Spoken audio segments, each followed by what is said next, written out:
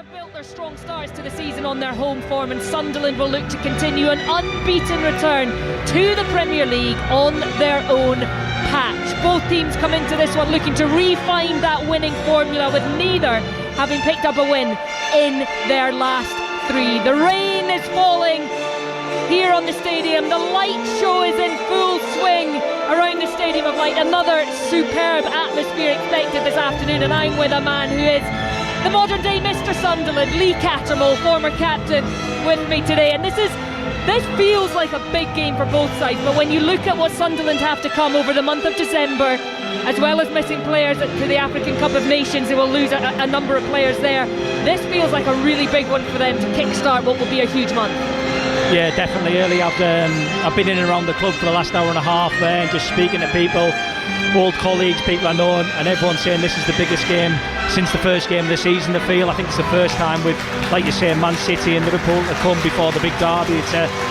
It's a massive game, and great conditions for it. It's raining, it's a slippery surface, and two very good teams ready to go at it. I didn't think that you would be looking forward to a slippy surface. Good for the old slide tackle. Absolutely, I'm really looking forward to this midfield battle today. We've got four very good midfield players here, I'm sure. So no, conditions are perfect, and I think we're in for a really, really great game. It has been a brilliant start to the season for both of these sides, and we heard Reggie Labrie speaking this week in the build-up to this game, talking about Bournemouth being almost like a blueprint for them, how they've been able to improve season upon season in the Premier League, and these two teams now fighting out for fourth in the table. Yeah, and you know, you've got to give obviously the guy up the road, Eddie Howe, a lot of credit, and then obviously went into Scott Parker, Gary O'Neill, and now Iraola. And one thing all them four managers demand is an intensity about the team. So the recruitment for Bournemouth's always been really energetic, high intensity players, and to be a Bournemouth fan, it must be brilliant to see a team that's on the front foot every week. And you know, you look at the fan base here today, it's a full house, and it's something we need to get right now in terms of the recruitment's obviously been brilliant, but Regis Labrie, and then what happens moving forward the next 3, 4, 5, 10 years, and using Bournemouth as a model is something the club's obviously identified, and it's a good model to take from.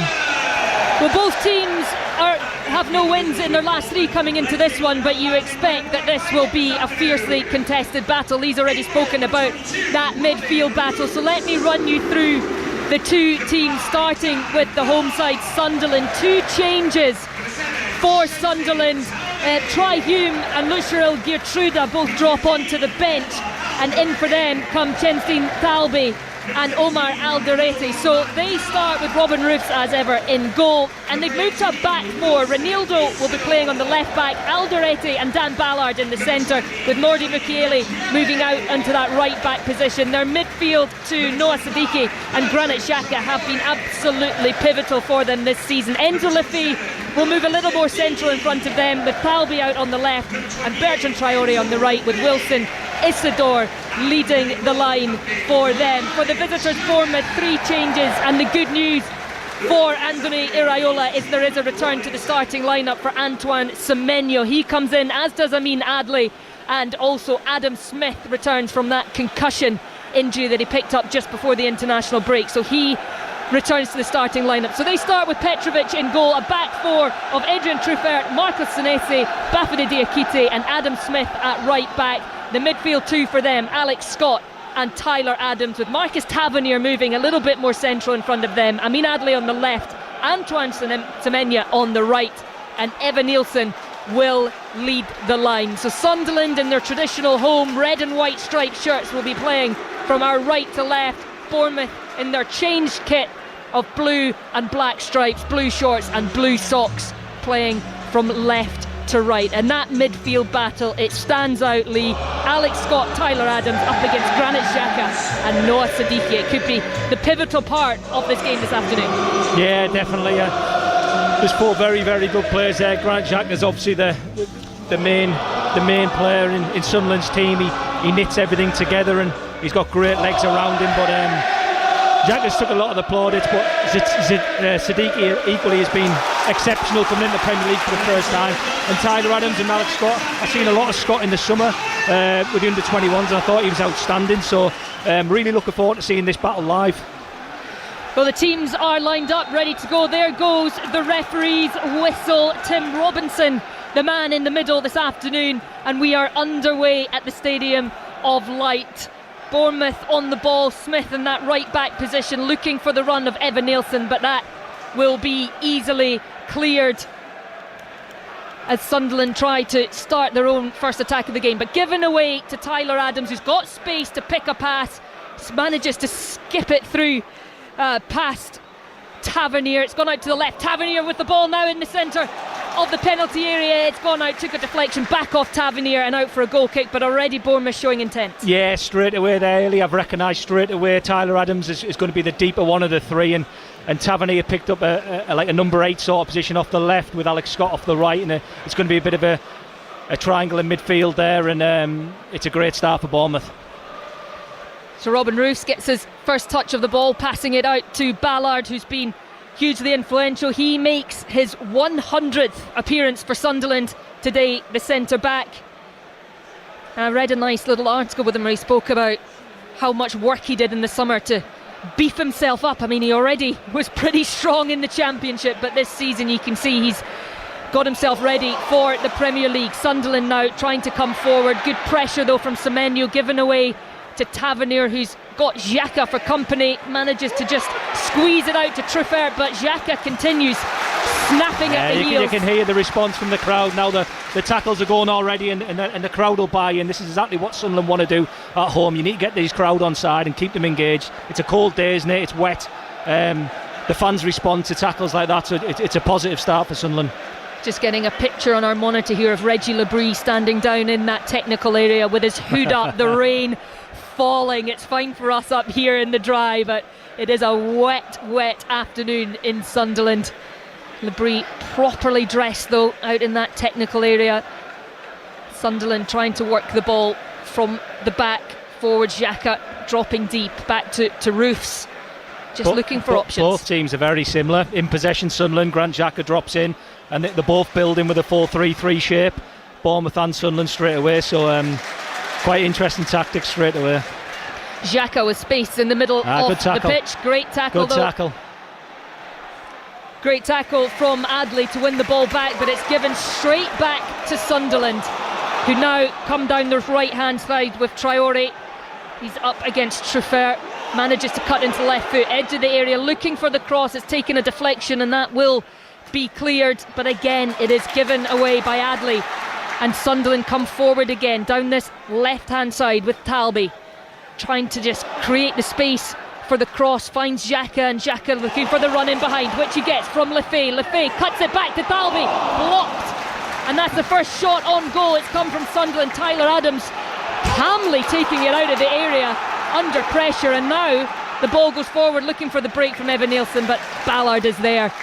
And we thought this game might be end to end. It's looking like it's going to be already. It's definitely what the team's reputations have set us up for, in terms of it's a transition game straight away. Xhaka with space, looking for the run of Talby, but Talby hadn't quite anticipated the crossfield ball coming his way, and it's gone harmlessly out for a goal kick.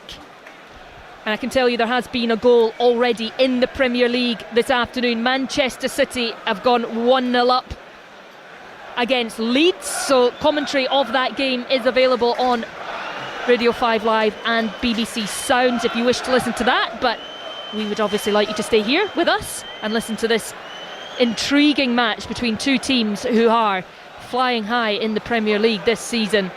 And Sunderland, with an unbeaten home record, are looking to continue that this afternoon as Reinildo gets in ahead of Alderete, looking for the cross, and it's picked up in the box. There are shouts from the home crowd for a handball as it came off, I think the chest it was, of the Bournemouth defender, but certainly the Sunderland crowd will look for everything. Absolutely, yeah, and Sunderland across two crosses now straight away, and they're getting down this left-hand side here of Bournemouth, and they put two crosses in, and on you go, yeah. A chance for Semenyo into the area, just looking for the overlapping run of Truffert. Really well tackled though by Mukiele, and Sunderland win it back, but that is a threat that Bournemouth have back in their armoury today with the return of Semenyo, but now it is Sunderland with space. Thalby, edge of the penalty area, just coming onto his right foot, looking for the curling effort. It's always going wide of the post, but it was a good effort, a good break from Sunderland.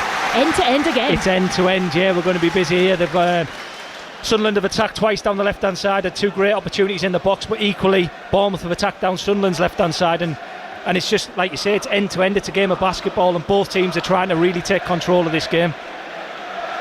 Well, it was Phil Foden who put Manchester City ahead in the opening minute against Leeds. Still goalless here between Sunderland and Bournemouth, and goalless too in the other 3 o'clock Premier League game between Brentford and Burnley. So Bournemouth coming forward down this left hand side. Semenyo under pressure and gives it away.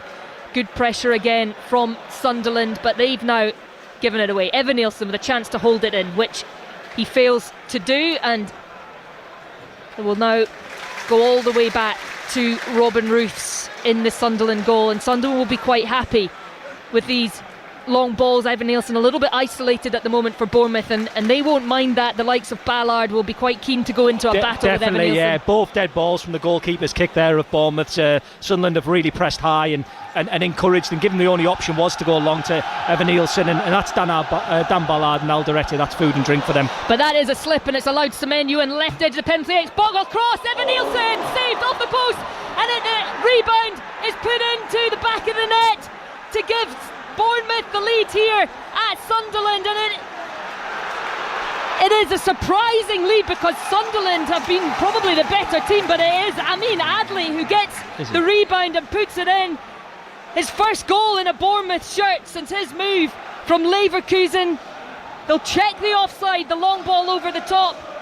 There was a slip, and Semenyo, he sneaked in, great ball across, and then the follow-up from Adley, right place, right time, and it is Sunderland 0, Bournemouth 1. Yeah, it's Ronaldo who's playing him onside. Sunderland's left back's playing him onside there, and Semenyo, his double movements has caused a slip to the right back of Sunderland, and he's got him behind, which he has done 2 or 3 times before that, and it's a great cross across the box. Initially a fantastic save from Roos, but then the follow-up there from Adley sees Bournemouth go 1-0 up, and I think the way the game started early, I think it was always going to be a goal in the first 10 minutes there. It has been end to end. We are just awaiting at the moment confirmation, and there it is that the goal is given. They were just having a quick check, I think, of the offside, potential offside of Semenyo on that left hand side, but he was, like Lee says, played on as Ronaldo slipped and allowed Semenyo in, and his ball across. Evan Nielsen got on the end of it. Really good save by Roofs off the post, but it fell kindly to Adley to give Bournemouth the lead. Still a good finish, mind. Still a good finish. So Sunderland trying to respond on this left hand side with Siddiqui, who's got his midfield partner Xhaka. Back to Siddiqui to Thalby, playing the little triangles. Xhaka again just looking for the movement, looking for the run ahead of him. He hasn't got it, so he pops it along the line to Ballard and gets it back. The Swiss international. Poor pass though from Xhaka, and it's easily cut out by Truffert, and now Semenyo with a chance to drive forward. Now he slips. We could see a little bit of that this afternoon. Yeah, conditions are difficult out there. It is wet, and it is continuing to fall, the rain here in Sunderland. A slippy pitch, and Sunderland paid the price for that, with Ronaldo just losing his footing. Semenyo taking full advantage. Well, we should see the game calm down a little bit just because of the goal. It'll give the game a bit of direction. Bournemouth will probably have more men behind the ball now and try and counter-attack, But here comes Sunderland down this right hand side. Traore just onto his left foot. Now inside the box, Lefebvre cuts to the right looking for the cross, but it was well blocked by Senesi, and he's looking for Semenyo. That's just going to go all the way through, but it goes all the way through to Tavernier, still inside Sunderland's half. He goes down, wins a free kick. A little bit of a needless free kick given away. There was no need for the free kick there. He's not really going anywhere there. He had the pace of him, but he's just caught up with him there, Mukiele, and just pushed him from behind, and halfway line he's give away a sloppy free kick now, and Bournemouth have got control of the ball. They do have control of the ball, Bournemouth, and it's with Alex Scott just over the halfway line, gets it back, the midfielder. And now Bournemouth with a chance to have a foot on the ball. They've not had a lot of the possession, Bournemouth, particularly in that midfield. You'd say Sunderland possibly edging that midfield battle at the moment, but it is the visitors who lead. It was a counter-attacking move as Adley just takes down the Sunderland defender, gives away a free kick. Renildo will pick himself up and Ballard will take that, but Bournemouth are a team that they can turn the quickest of attacks into goals. Unbelievable team to watch live here. They turn the ball over. They just want to punish you straight away. They just get there and they're looking to hurt Sunderland straight away, and that's why the balls just keeps changing hands, and Sunderland have now got the ball, but they're a really interesting team to watch live, because you can see why they will concede goals, because they give the ball away so much, but they obviously back themselves physically to go and hurt teams, and the front four really, they're going to hurt any team. And they have conceded 20 goals this season so far, Bournemouth. There's a ball over the top. Evan Nielsen, he's just ahead of the defensive back line. Roof's come out to grasp it though before Evan Nielsen could get it under control, and that is, you cannot turn your attention off Bournemouth for a second. But now it is Sunderland on the ball with Ballard, looking to start something down this right hand side, and the rain is getting steadily heavier here in Sunderland as the ball moved out to Thalby on this left side, and he's got the run in behind off Siddiqui, just on the byline, tight to the byline, and it's really good defensive work from Alex Scott to win that back. And there will be tireless running in this game. These two teams certainly cover the ground as Evan Nielsen just spins away from the tackle and does a little back heel. That was all very showy, but Sunderland have ultimately won the ball back. Ball across, and it's just deflected away from the on-rushing Traore, I think it was, at the back post as Evan Nielsen goes down and wins a free kick on the edge of the box, much to the disgust of the home supporters. But a chance there for Sunderland, given away in a really dangerous position. Yeah, the ball across, just not quite the turning over the ball so much to both teams, and I think you just said there about the running of both teams. It's been flat out for 12 minutes, and these sort of little breaks here for fouls, they need to take the time and just and get a bit of control, either team, because it's played at such a pace already, and it's just constant changing hands and in possession. Both teams are straight away, the first pass is forward, trying to go and hurt the opposition, and it's great to watch, but there's no real pattern of the plays there. It's just very end to end.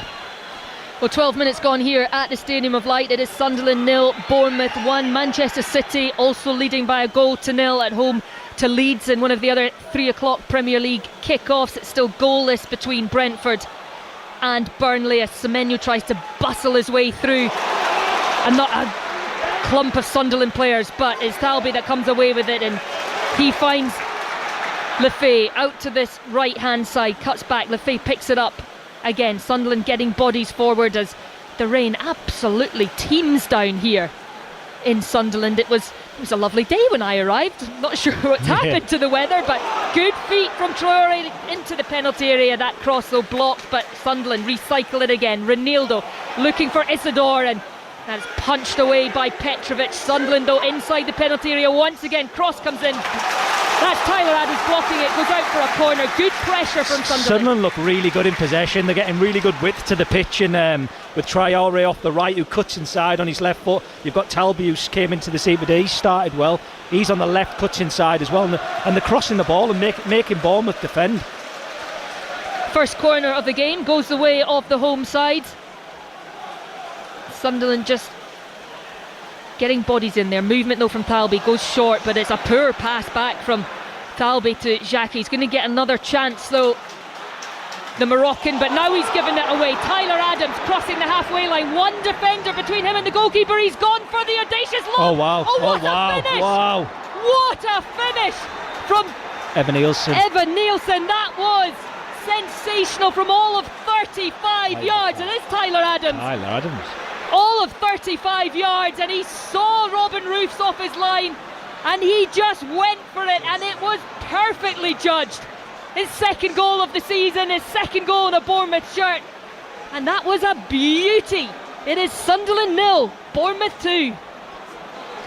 Yeah, they've made a right mess of it. A really good situation there, Sunderland. They've had a corner and Grant Xhaka's played a short corner, and it's been a layoff there from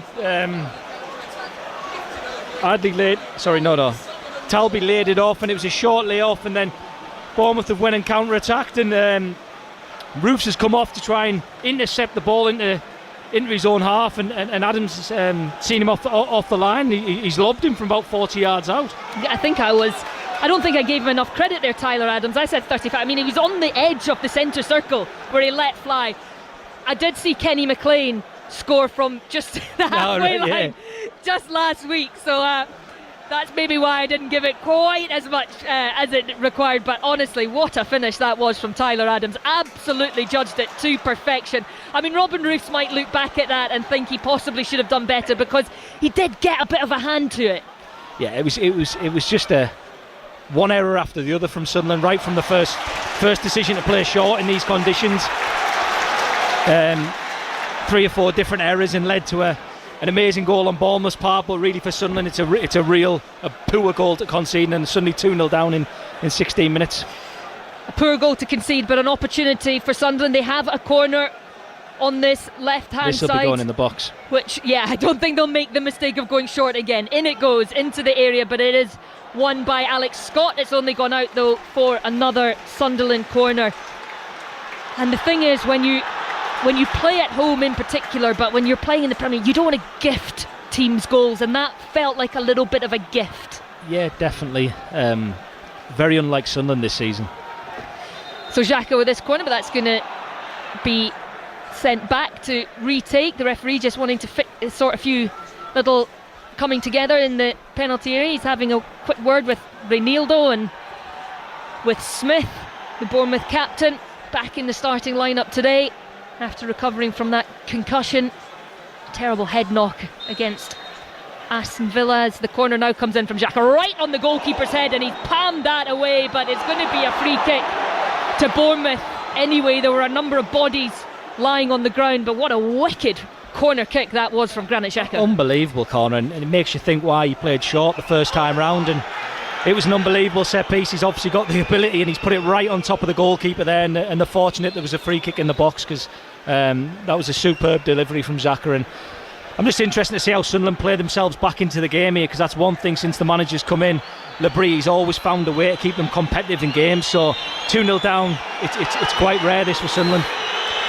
It is, and he said this week, Reggie Labrie, that everything is a new experience. They are on a new journey, and this is going to be something they will need to try and learn from quickly, because Bournemouth, with that 2-goal lead with just 17 minutes on the clock, they will fancy more as they come forward through Tavernier. He's got Semenyo outside him, cutting onto that right foot, given time and space. It's fallen to Evan Nielsen, back post, but there are bodies in between him and the goal. Now it's not back in. Reinildo gets it clear, but only as far as Trufer, and Roofs is forced to grasp that one out. You can hear the support. This is the biggest challenge playing for Sunderland, and you know you've got to handle this support now, because they're getting frustrated, and like you say, you're not even 20 minutes in.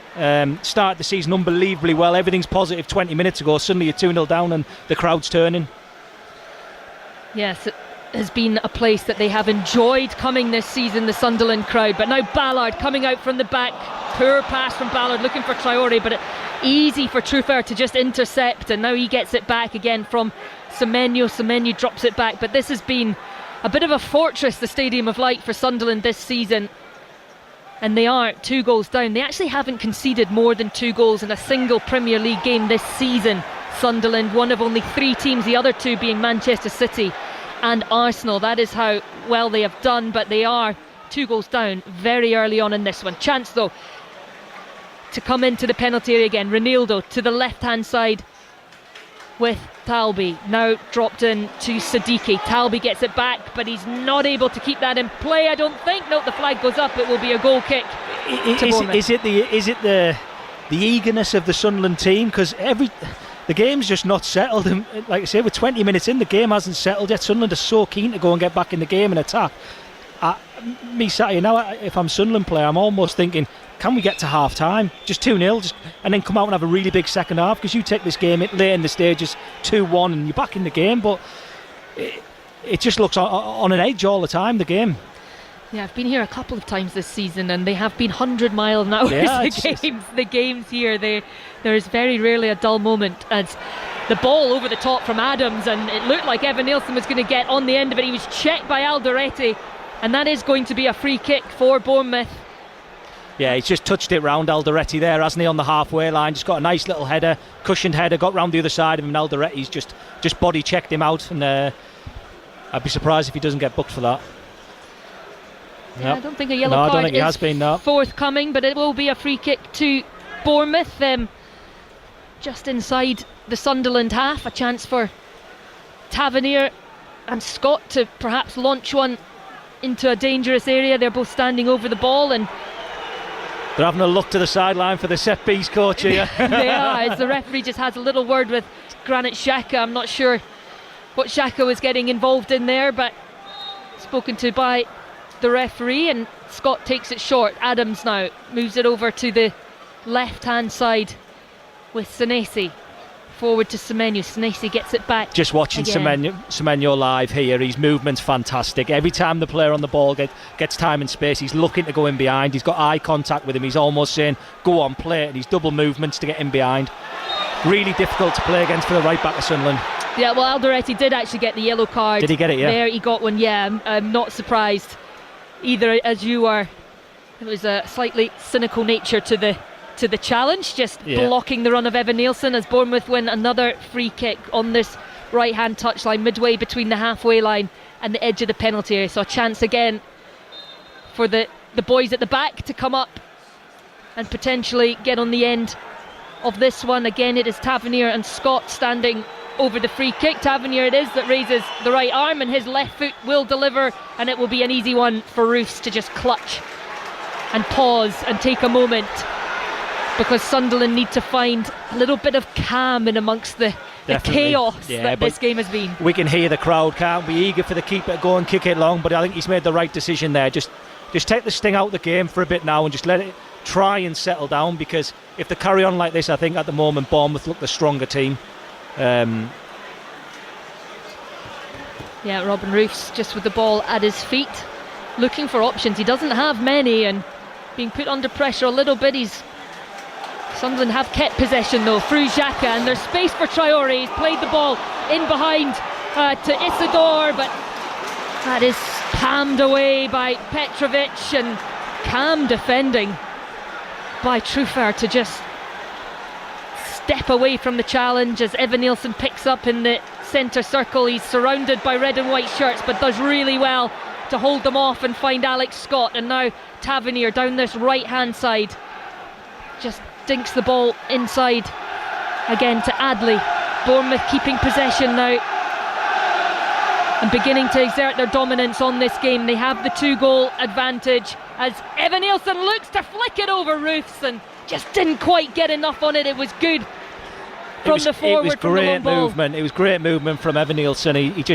He's placed himself in between the two centre halves. The left back's centre side's got his head up, and he's just picked him out into the channel in between the two centre halves. And oh wow! And that is that's naughty. A bad challenge there from Alex Scott. And Granit Xhaka is in a heap on the ground, and he looks to be in some discomfort at the moment as the referee puts his hand in his pocket. And you wonder maybe what colour this will be, Lee. It's one of them in-betweens, isn't it? And I'm not sure if the VAR will have a look at this, but you can see the benches there down now around the monitors. It was a naughty tackle. I feel like it's more from the side, which might make him get away with it. It was one of them. It looked a little bit from behind, but I think he's coming from the side. Well, it is yellow, the card that is in referee Tim Robinson's hand. So Granit Xhaka having a little word as he gingerly gets back to his feet, suggesting perhaps that yellow is a little bit lenient. We'll get another look at it. He was very late, but I suppose there was no height in the challenge. It's a type of tackle you'd see from someone who was 1-0 down, not 2-0 up. Yeah. You know, I love that in his game. I think he's got that in his game. It's a naughty one, and Xhaka's just saying to him there, he's got his finger on his eye, just saying to him there, he's saying to the referee there, that's naughty, and he's lucky to get away with the yellow there, but had a few of them in your day. Absolutely, yeah. And do you know what? it was really important back in the day in terms of putting a mark on the game, and that's why I'm saying I'm surprised from a team that's 2-0 up to go and bring that sort of pressure on yourself. But he's a young player and he's desperate to impress, and it's a big part of his game. You'd never ever want that to come out of him. No, well, he's certainly having a fantastic season. Alex Scott got his first England call-up in the November window as Sunderland try and release Traore down that right-hand side, but it is good cover from Truffert to just knock it out, and he's a player that's settled into life at Bournemouth incredibly well. Adrian Truffert in that left-back position. You wondered how Bournemouth would replace Kerkez, and they certainly looked to have found an able replacement. Yeah, absolutely, yeah, he's done really well, and the whole left side really was Senasai and then Semenyo as well ahead of them. They're really dangerous down that left hand side. So Sunderland fans again crying for a penalty kick as Isidore, I think it was, looked like he was perhaps being held, nothing given, and there is a Bournemouth player down in the area, and Isidore again goes for the ball and goes down, and this time Sunderland do get the penalty kick as the challenge comes in, and it's Alex Scott again.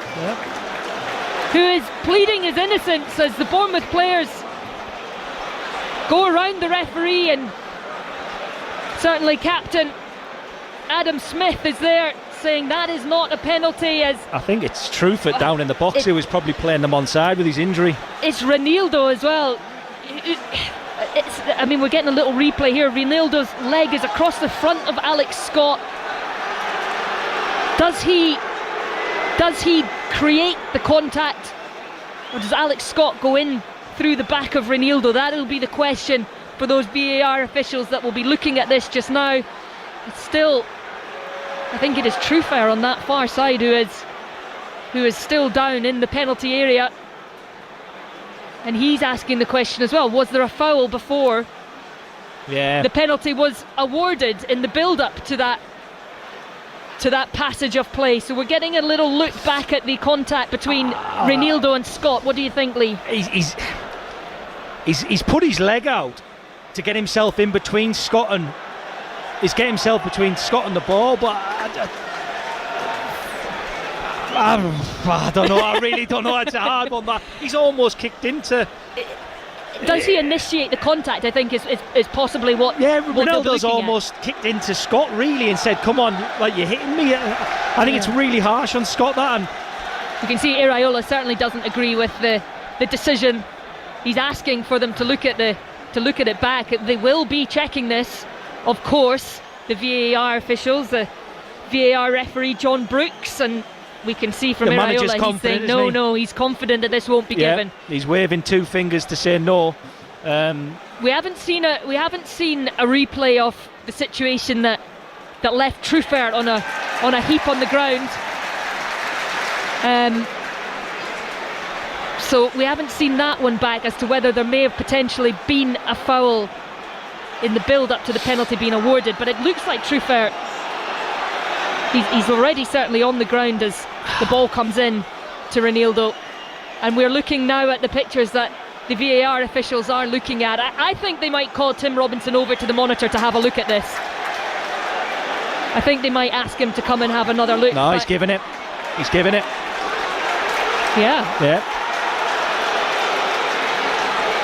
Well, we're just waiting. I'm trying to look at the monitors up to the big screens up to the right hand side. We're slightly blocked, the big screens, by the roof down here at the Stadium of Light. So at the moment it certainly looks like this penalty has been awarded, and it is Enzo Lefebvre with the ball in his hand placing it on the spot. So the penalty stands. Iraola, I'm sure, will have something to say about that, because he was adamant that was not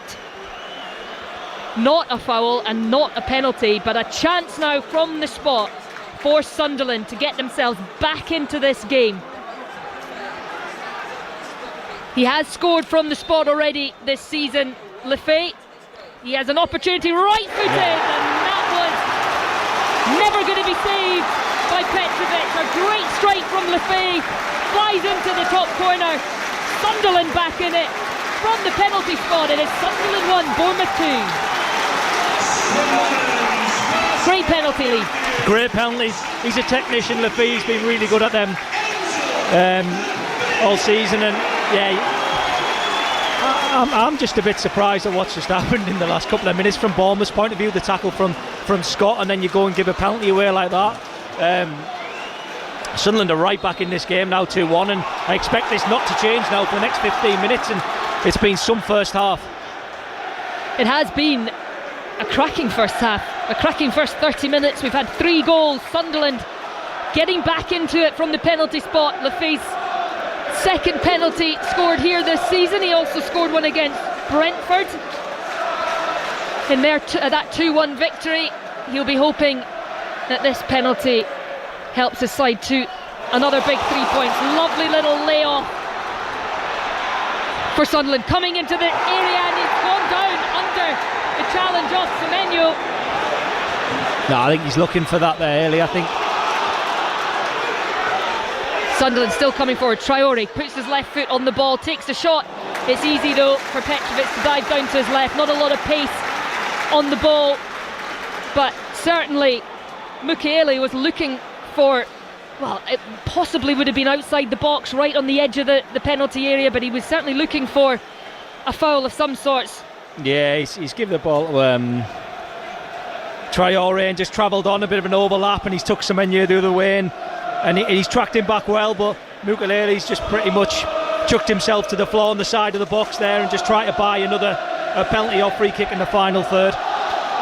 Well, you can hear the Stadium of Light has come to life once again now that Sunderland have got themselves back into this game. It looked a little bit desperate at 2-0 down, but now they very much have a grip on things again. There's also been another goal at the Etihad. Manchester City have doubled their lead there. It is now Manchester City 2, Leeds 0. Gvardiol with their second of the afternoon, still goalless between Brentford and Burnley, and here in what has been an enthralling first 30 minutes, it is Sunderland 1, Bournemouth 2. Bournemouth looking to place the ball forward again, but it is cleared, and that will run all the way through for Diakite to just play it back to his goalkeeper. And you can of course see all the highlights from across the day's Premier League fixtures on Match of the Day tonight, and that is at 10:25 with Gabby, and alongside Gabby, Joe Hart and Danny Murphy. And that goal from Tyler Adams, well worth watching,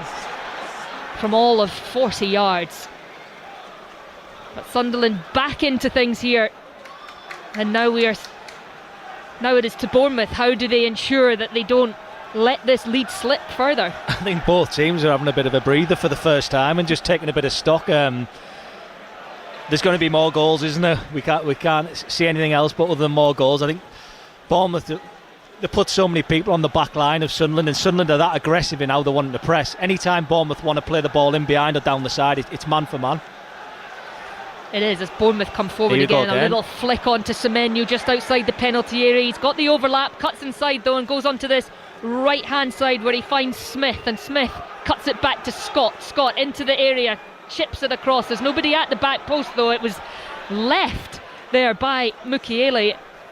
Traore was in behind him but didn't take control of the situation. Got away with it though, Mukiele, but he is now challenged by Adley, and Bournemouth win it back. Tyler Adams in the Sunderland final third. Tavernier just a little bit deeper. Tavernier, he's dropped it back again.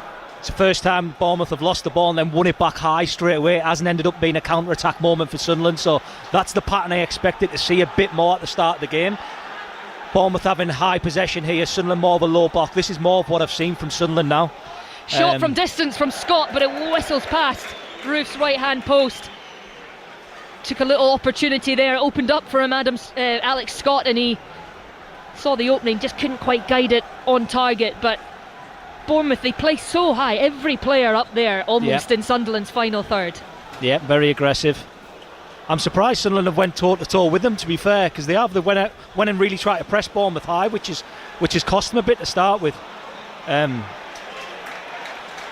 It's been a very, very messy game so far, and you're doing a great job in commentating on it. It has. As another Sunderland player rise to the ground as Isidore gone down under pressure. He's standing up with his arms out wide, asking for a free kick, but nothing given. Sunderland win the ball back again. We had my first manager was Steve McLaren, and he used to always talk about get 6 passes, get control of the game. and I don't think there's been many passages of play, 6 passes or more, other than the one we're just talking about. He'd be pulling his hair out at this game, wouldn't he? Sunderland though on the ball with Thalby on this left hand side. I think Steve would have more than his hood up as well, wouldn't he? Well, he's been enjoying the Jamaican sunshine of late, so I think you might find it a little bit chilly here. A cold, wet afternoon at the Stadium of Light. Sunderland trying to gain a little bit of a foothold on the ball now, with Ballard looking to try and string a little bit of possession together. It has been absolutely end to end. It's been a brilliant watch though, as the ball just trying to be poked back by Lefay. It's broken, but it's going to be picked up by Petrovic, and it's just, you can't take your eyes off it because there's loose ball and loose pass just all the time, and possession just switching backwards and forwards, and both teams very happy to go direct. Definitely, and I think they're playing the conditions a little bit, but they're still taking risks at the same time. Every time Bournemouth win the ball back, they're trying to connect with a smaller pass rather than maybe go front to back really quick and miss out going into Tyler Adams or going into Scott to link one pass. Just miss it out and go and play off Evan Nielsen. So Bournemouth building from the back. Senetai. See Semenyo's movement again. Yeah, coming deep, looking to go in behind now, but the ball just not quite good enough. But Ronaldo goes down. It will be a free kick this time. I thought he'd maybe slipped again, but Semenyo penalised, and this time Ronaldo will. And any young player out there, winger, whatever, go and watch Semenyo play live.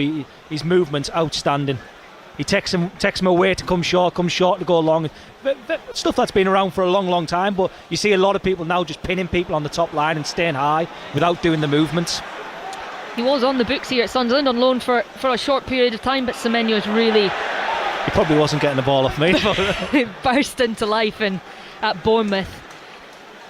He did score 6 goals in his first 7 Premier League games this season, but he hasn't scored in his last 4, then picked up that little ankle knock, or tweaked a little ankle knock that he already had when he was away on international duty back in November, so missed the last game against West Ham, and you can see the threat that he brings definitely on that left hand side is so important to Bournemouth, and the manager knows that, doesn't he? He does. The manager won't be too concerned about his stats. He knows the threat he is.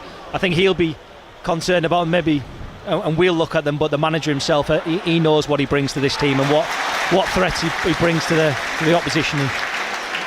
Yeah, he absolutely flew out of the traps at the beginning of this season. 11 Premier League goals is the best of his career. That was last season. He's already over halfway with 6 this season already, so you feel like he will probably break that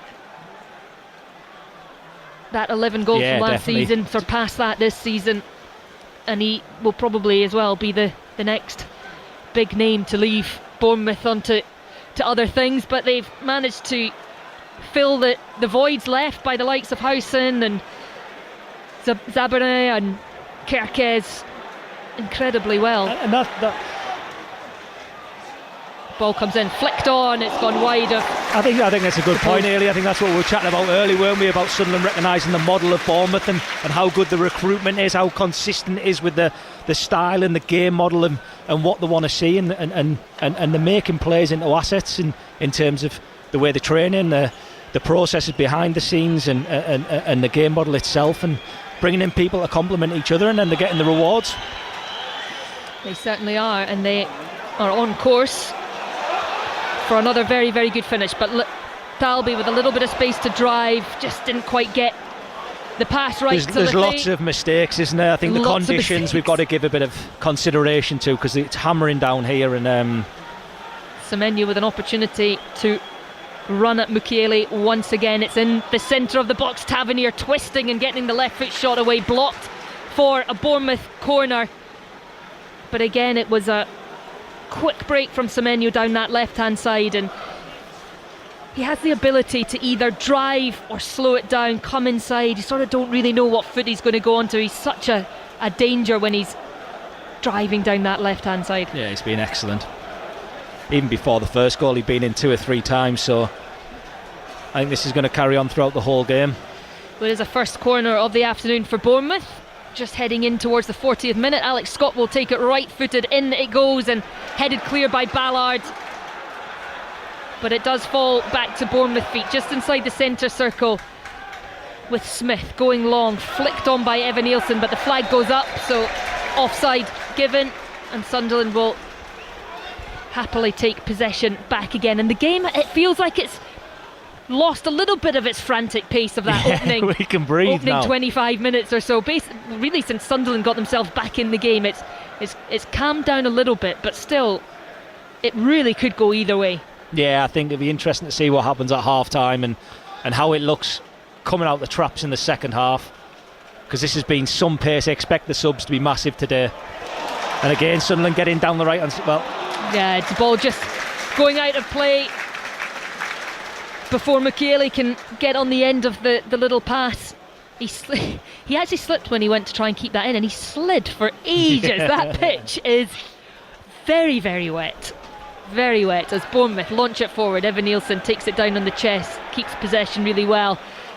Scott knocking it forward, but Mukiele is there to stop it going all the way through to Tavernier. Bournemouth keep possession though. Semenyo now in the left. He's got support from Adley, and Bournemouth just happy to keep possession. We're into the final 5 minutes of this first half. Bournemouth with the lead, 2-1. Sunderland though coming back into things from the penalty spot. Throw in which Smith will take midway between the halfway line and the edge of the penalty area, but it is won back well by Sunderland, and the little kick from Evan Nielsen to just trip Siddiqui will be a free kick to Sunderland down on his left hand side, and Iraola is furious. I'm not sure what he's furious about, to be honest. It was a blatant kick, unless he thinks there's a bit of consistency from the ref missing, but maybe he's furious with Evan Nielsen for the kick. Down this right hand side, Mukiele twisting, turning, trying to get past Truffert, which he fails to do, and Bournemouth come away with the ball. Semenyo, he's got the run from Truffert ahead of him, but he's had to check it. The run just was heading into an offside position before Semenyo released the ball, and that's a really poor pass from Semenyo, but Tyler Adams wins it back. It will be a Sunderland throw-in though, and down on the far side, I think it is Traore, or is it Mukiele who's down? It's so difficult to see. We are in the highest commentary position in the Premier League here at the Stadium of Light, right up at the back of the stand, and on that far side the players look very, very far away as the medical staff come in to try and get Traore, who it is, who's down on that far side, a little bit of treatment, try and see what happened as he lost the ball to Truffert. That's a funny one, that, isn't it? He looked like he was going to. Truffert defended him really well, 1v1, took the ball off him and then broke away. Traore then went to try and track him back, and then there was no one around him. I don't know if it's a muscular one or what, but there was nothing evident there on the highlights to show what it was. But he's down, he looks like he's in some pain. He does, and he's getting a little bit of treatment down there. So let me run you through the rest of the scores around the Premier League this afternoon. Just the 3 o'clock kickoffs. It is still Brentford 0, Burnley 0. Manchester City leading by 2-0 against Leeds. There is live commentary of that on Radio 5 Live on BBC Sounds. Phil Foden and Gvardiol with the 2 goals there. And here with us at the Stadium of Light, Bournemouth with a 2-1 lead over Sunderland. Everton against Newcastle, that is the 5:30 kickoff, and there will be live commentary on Radio 5 Live of that, plus updates as well of Tottenham against Fulham, 8 o'clock kickoff there. And as ever, you can watch all the highlights from across the day's Premier League football on Match of the Day. That is tonight, 10:25 with Gabby, Joe Hart and Danny Murphy. So we're back underway here. Traore is up on his feet, just going through a little bit of exercises on that far side just to make sure that everything's okay before he returns, as Alex Scott flicks the ball behind beautifully, finds Tavernier, who tries to get past Xhaka, but really well covered by Reinildo, who is then ran into by Alex Scott again. A coming together off the ball, and Alex Scott needs to be careful. Yeah, very careful. I think it is just a coming together, and I think Ronaldo is maybe just playing the referee a little bit here, because they've come together and he'll know he's on a booking, and I'm waiting to see a replay here, really, because I didn't see that live, because there's, like you say, there's all sorts happening here. Yeah, off the ball it was, and the two players sort of seem to. We'll get a little look at it here on our monitors. It's not Scott. It's seem to run into each other almost, but Ronaldo has certainly come off the worst, and we have the board up. There will be an additional 7 minutes of this first half to play, which may well go up given that we have another break in play here, and they are going through the concussions protocols down there. It was his head that he was holding. He looked they're certainly concerned about his neck and possibly how he landed, but Alex Scott, he's on a booking. He gave away the penalty, and he's certainly in the referee's attention once again, and whilst that might not be a booking, you don't want to attract the referee's attention when you're already on a booking. No, definitely, yeah. Anything when you're walking on a yellow card, it's a tightrope, especially on conditions like today, and yeah, like you say, it just brings the attention to the referee again, and that's not what Alex Scott needs, and not even halfway through the game and the way he wants to play the game. But I think that was a little bit more of a coming together, and these fans won't let him get away with it, though. Already you can see you can hear it. They're trying to get the ref, and the boost to the ref saying he hasn't went and given him a second yellow, but that was just a bit of a coming together.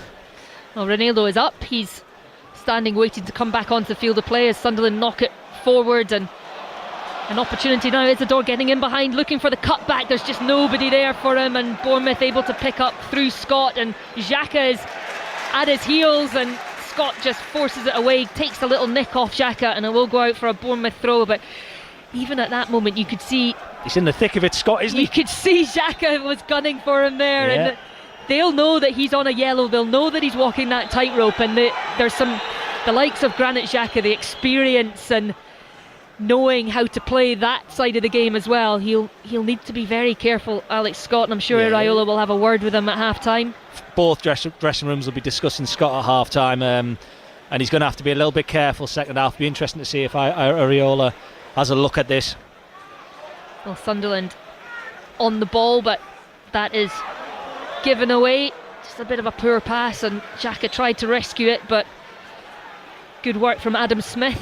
Again, another incredibly experienced head, the two of them going head to head there. It's got a good feeling about the game, hasn't it? It does. Really intense, and you almost don't want half time to come in case the intensity falls out of the game a little bit, because it has been played at a real pace this game. Smith knocking it into the opening goal scorer Adley, who's fouled by Ronaldo right on the touchline, and will be a free kick to Bournemouth midway between the halfway line and the edge of the penalty area, just right on this touchline. An opportunity again perhaps for the left foot of Tavernier or the right foot of Scott to knock this in towards the area, as some of the players from the back make their way forward. Diakite is in there, as is Senasai, and it will be Scott with the right foot from this right hand side, sticking it in, trying to get it into that area, but it's far too close to the goalkeeper, and Roofs will pick that up, and you hear that chant of Roofs from the crowd, which always sounds like a boom. They used to have Gucci here, didn't they? The same thing with Gucci. Yeah, always wondered when I first came why they were booing him. Yeah.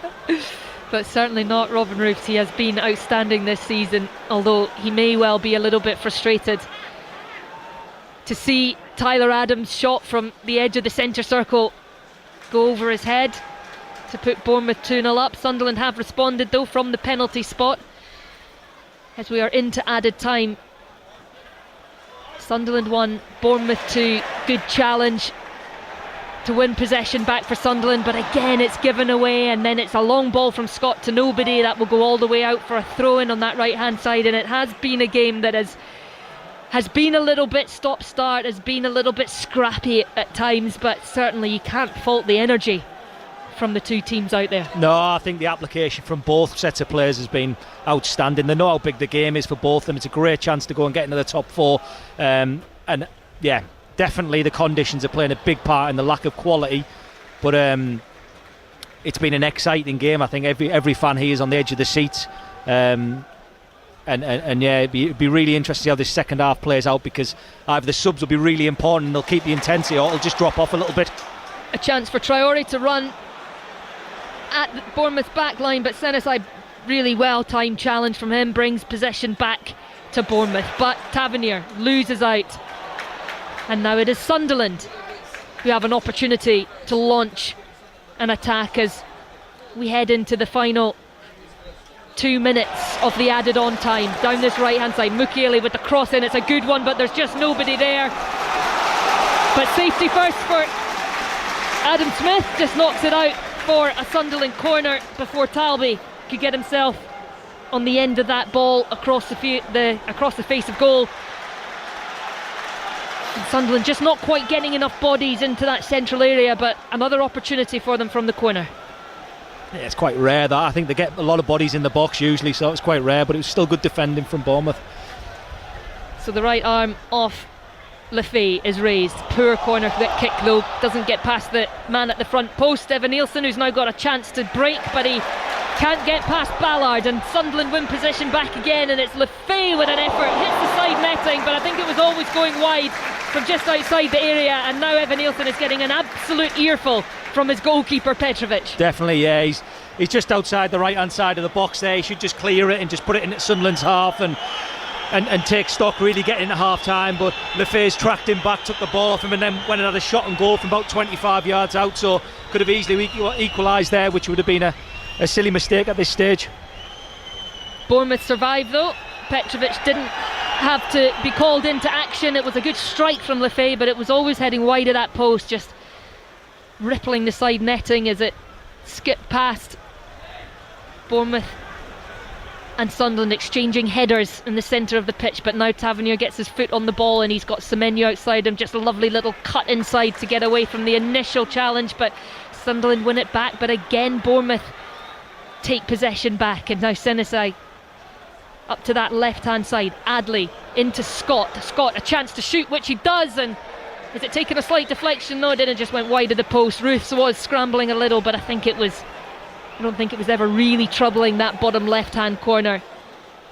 He doesn't mind a shot from distance. It's Alex been a Scott. really good game. There's been that many turnovers of possession. Your shape's so important. The distances between each other now, you have to keep as small as possible, so if anyone gets a nick on the ball, you're in position to then go and pick it up. So I think Bournemouth have probably had the better of that in the first half, winning the second and loose balls. Adley and Evan Nielsen playing a 1-2. Evan Nielsen's got Semenyo to his left, he's got a bit of space, cuts inside beautifully and just slips at the last moment. That was a lovely little chop, but once again Sunderland pick up the ball and now they start to launch their own attack, and it's out on this left hand side with Siddiqui to Talby. He's got Smith for company, cuts inside though, looking for an option. He's not got one down that left side, so he takes it for a run there himself into the edge of the penalty area. Nice little ball across, but just ahead of Isidore. Talby's done well, hasn't he? He's done well coming into the team. He goes inside and he's shown the hand on a couple of other occasions. He can go down the outside on his left foot there and got to the byline and got across the goal. So, well, that is the last action of what has been an enthralling and slightly chaotic first half here at the Stadium of Light. It has lived up to the billing that we expected. Two teams, high intensity, high turnovers, happy to go direct, end-to-end stuff. It's been entertaining without perhaps being a game where we've seen maybe the highest level of control, of possession, but certainly not one that you can take your eyes off. No, you're doing a brilliant job in commentating on this, because it's literally been end-to-end, hasn't it? It's just been non-stop, and it's looked messy at times, but there's still a lot of quality on the pitch, and we've seen 3 goals in the first 20 minutes, and we're going to see more in the second half, I'd expect so. But really interesting half times now, and how the coaches now try and take control of the game, because both of them two coaches now will be feeling a lot of uncomfort on the side, knowing they haven't really got control of the game, so they might be looking to try and get more control, especially Lebrie, because that's how his teams usually play, a lot deeper, a lot more compact. So I was surprised how high Sunderland were, but yeah, it was a great game of football to watch, and it's going to be really interesting to see what happens in the next 45 minutes. It absolutely is. We've had 3 goals, Sunderland 1, Bournemouth 2. one of them from the highest order from Tyler Adams from just the edge of the centre circle. Watch that one back on Match of the Day tonight. That put Bournemouth 2-0 up, but then from the penalty spot, Lefay able to get Sunderland back into things. So a big second half to come. I'll send you back to Mark Chapman at Radio 5 Live. At half-time it is Sunderland 1, Bournemouth 2.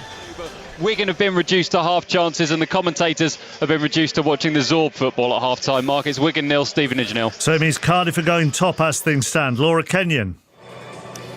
Cardiff 1, Mansfield 0. Cardiff eyeing up that top spot, as you say, leapfrogging Stevenage as things stand. A narrow lead through centre-half Will Fish, buried a header, bottom corner, Joel Bagan's delivery. They have scored the most goals in the division, Cardiff. Should arguably, though, be further ahead. Mansfield, well, they haven't tested Nathan Trott in the Cardiff goal at all. Just 2 away wins in the league this season. Half-time, Cardiff 1, Mansfield 0. To Kenilworth Road, where Luton's recent home form is not great. They've lost 3 of their last 6 at home, and yet Bolton go there with just 1 away win in the league this season. Something has to give. Mike Williams.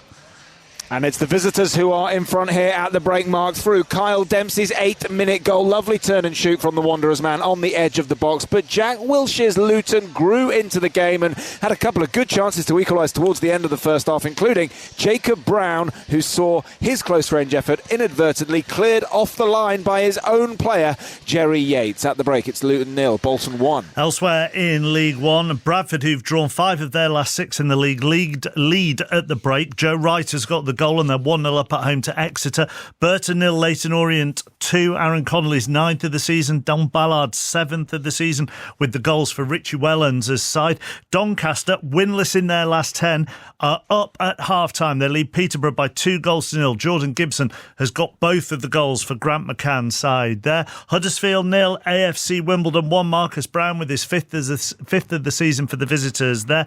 Lincoln lead Port Vale by 1-0. It's goalless between Plymouth and Northampton. Wickham are a goal up at Rotherham. Into League 2, where earlier Accrington Stanley beat Oldham 1-0. MK Dons went to the top of the table with a 2-1 win over Fleetwood. How can the leaders at the start of the day, Walsall, respond? Nikesh Ragani. Well, they haven't responded so far. It's Walsall 0, Bromley 1. Walsall starting the day at the top of League 2, as you say, but right now it's Bromley, as things stand, who are heading to the top, and the visitors well worth their lead. They've been strong, they've been direct and solid in defence. Their goal came courtesy of Ben Krauhaus, who struck from the centre of the area after a cross from the left. Walsall have been flat, they've been nervous. They're going to need a massive turnaround in the second half if they're to get anything from this game. At half-time, it's Walsall 0, Bromley 1. All square at Chesterfield at the break. Niall McCorn.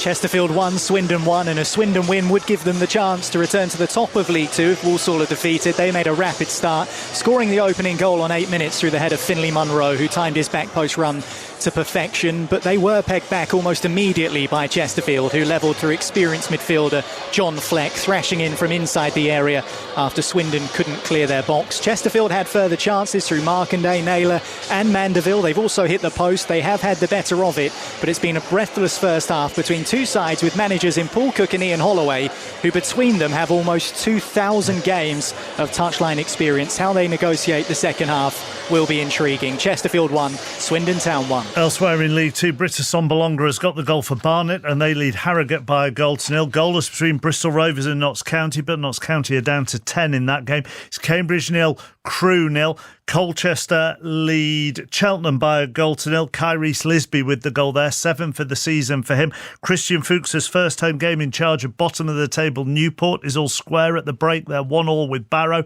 Also 1-1 between Salford and Crawley. Shrewsbury lead Gillingham by 3-1. In the National League earlier, Solihull Moors 1, Wealdstone 1. At half-time, Altrincham 1, Scunthorpe 1. Braintree lead Morecambe by 1-0. Carlisle are being held by Tamworth. It's 1-1 at Brunton Park. Forest Green Rovers 0, Southend 0. Hartlepool are a goal up on Truro. Crikey, that's some trip for Truro this afternoon. Rochdale 0, Eastleigh 0. Sutton 1, Gateshead 1. Woking 1, Brackley 0. Brackley are down to 10 in that game. Yeovil 0, Boston 0. And York 1, Aldershot 1. In the Scottish Premiership, Dundee lead St Mirren by 2-1. And at half-time at Fir Park, Kenny Crawford. Finely poised, Mark. Motherwell 0, Hearts 0. The hosts edged the first half and had the ball in the back of the net, but Callum Hendry's shoulder was deemed to be offside as they turned in Elliot Watts past VAR intervening there. Stuart Findlay, Harry Milne and Cammy Devlin have all had half chances for league leaders Hearts, whose manager Derek McInnes will be determined to get more from in the second half. Motherwell 0, Hearts 0. Right, stay there, Kenny, just in case I need you. In the Scottish Cup, Airdrieonians 0, Hamilton 0. Annan lead Bucky Thistle by 1-0. It's Ayr 2, Turriff United 0. Banks, yeah, go for that. Thank you very much. Bankside 0, Ross County 1. Benburb 0, Montrose 2. Benburb, the lowest side left in the competition. They're in the 7th tier. It's Bonnyrigg Rose 1, Spartans 2. Camelon Juniors. I'll go Camelon Juniors. Camelon, thanks. Camelon Juniors 0, Edinburgh City 0, Dumbarton 0, Auchinleck Talbot 1. So that will be a surprise. Dumbarton of League 2 taking on the 6th tier, Auchinleck Talbot. Dunfermline 2, Queen of the South 1. It's East Fife 0, Arbroath 2. Elgin 1, Stirling 0, Forfar 0, Partick Thistle 1, Kelty Hearts lead Brechin by 1-0, Peterhead are a goal up on Morton. It is Wraith 1, Alloa 0, St Johnstone, who are the championship leaders, lead Cove Rangers by 1-0. Stenhousemuir very comfortable at the break there in League 1. Clack Nacuddin are in the 5th tier. Is that all right, Kenny? That's fine, thanks. Yeah. Stenhousemuir lead that by 4-0. And Stranraer 1, Clydebank 0. Thank you. Are you free to conduct the 4th round draw on Sunday, Mark? Me and Rod Stewart. Perfect. Gloucester 14, Harlequins 12 in Premiership Rugby at the break. Thank you, Kenny. And Molly Stevens is watching Wales against South Africa. I am indeed. Wales nilled at the break by the world champions. There were 4 tries to the good. I could talk you through every try. One from Steenkamp, one from Hooker, one from Viese, one from Vandenberg on the stroke of half-time. But to summarise, it's boys against men here at the Principality, which is probably no surprise given that Wales have fielded a very young team. But South Africa just running the show. Flair, power, enthusiasm for the game, organisation, just all over Wales at the moment. It's going to be a difficult second half for Steve Tandy's men in their last international game here of the year. It's Wales 0, South Africa 28. 2 minutes past 4, Giuliano Cassidy with the BBC News. The voice of the UK. This is BBC Radio 5 Live. The former Labour leader Jeremy Corbyn has called for unity at the first conference of his new party. The left-wing movement, known as Your Party, has seen different factions falling out with each other, and today the party's co-founder Zara Sultana refused to enter the main conference in Liverpool, saying some of her supporters had been expelled over alleged membership of the Socialist Workers' Party. President Trump says the airspace above and around Venezuela is to be completely closed to combat drug trafficking. In a post on social media, the president issued a warning to all airlines, pilots, drug dealers and human traffickers. The Home Secretary, Shabana Mahmood, says she wants to root out waste after saying asylum seekers would no longer be able to get minicabs paid for by the taxpayer. She said the practice would end by February with only some exemptions. And officials in Ukraine say another night of intense Russian drone and missile attacks has left 3 people dead and around 30 wounded. Some 600,000 homes in and around Kyiv were left without power. This is 5 Live Sports with Mark Chapman. Listen on BBC Sounds. Full commentary to come at 5:30 of Everton against Newcastle here on 5 Live. Spurs against Fulham is at 8 o'clock. The goals on the iPlayer from 8 o'clock, the extended highlights and the analysis with Gabby and Joe Hart and Danny Murphy on Match of the Day at 10:25 on BBC One. In the 3 o'clock games, Brentford and Burnley are goalless. Sunderland are 2-1 up at home to Bournemouth. Manchester City very comfortable at home to Leeds. They lead by 2-0. Let's return to the Etihad and Chris Sutton and Dennis Ear. Thank you, Chapman, Mark. As Leeds United, that's just thrown me. Leeds United are making a double change. So Jakub Biol, who's a defender, a Slovenian international central defender, is coming on for Nonto, and Calvert-Lewin is coming on for Dan James. So the two wide players, Leeds wide players from the first half, taken off. It looks like Leeds will go to three centre-halves. Biol will slot in alongside Roden, and Strauchen will play two up top. Which would suggest that they're going to try and salvage something from the game. Well, they struggled to get up the pitch in the first half, didn't they? And that was the whole point of Daniel James and Wilfred Gnonto getting the start, but they weren't able to get up the pitch. So different tactic from Daniel Farke. Maybe he'll go a little bit more direct into Dominic Calvert-Lewin, two up top, and hope the two strikers can link up together. Calvert-Lewin then makes his 250th Premier League career appearance. They're the two changes. Leeds now have Perry in goal, Bogle, Strout, Rodon, Justin, and Biol, Ampadu, Tanaka, Grueff, Metja and Calvert-Lewin as we're back underway. They're playing in their all black. They're playing from left to right as we look, as the rain has returned. Teeming down here in Manchester against a Manchester City side. And there's no sign of any blue skies today. Sky blue shirts and white shorts from right to left, with Donnarumma in goal, a back four of Núñez, Diaz, Gvardiol and O'Reilly, Gonzalez, Reinders, Bernardo Silva, Foden, Haaland and Doku. Huddersfield Town have equalised at home to Wimbledon. That's 1-1. That didn't last long. In fact, as I look down the video printer, Wimbledon are back in front. Huddersfield 1, AFC Wimbledon 2 in League One. And you're up to date with the goals as they go in. BBC Radio 5 Live on Sports Extra. We've got Sunderland 1, Bournemouth 2. Manchester City are in here. This is Haaland. Haaland with a sight of goal. And then the assistant referee looks to the referee, and Peter Banks says that will be a goal kick, as we will go to Sunderland and Chris Coles. Sunderland 1, Bournemouth 2, second half just about to get underway. No changes, but if the second half is anything like the first half, then we're in for a real treat. Sunderland 1, Bournemouth 2. West Brom 1, Swansea City 2. West Brom have got a goal back. The original instruction was to go to Brentford. Here is John. Thought it might have been. Brentford 0, Burnley 0, but a great early chance for Brentford. Aaron Hickey, left of the area, 12 yards out, unmarked, got it horribly wrong, high and wide.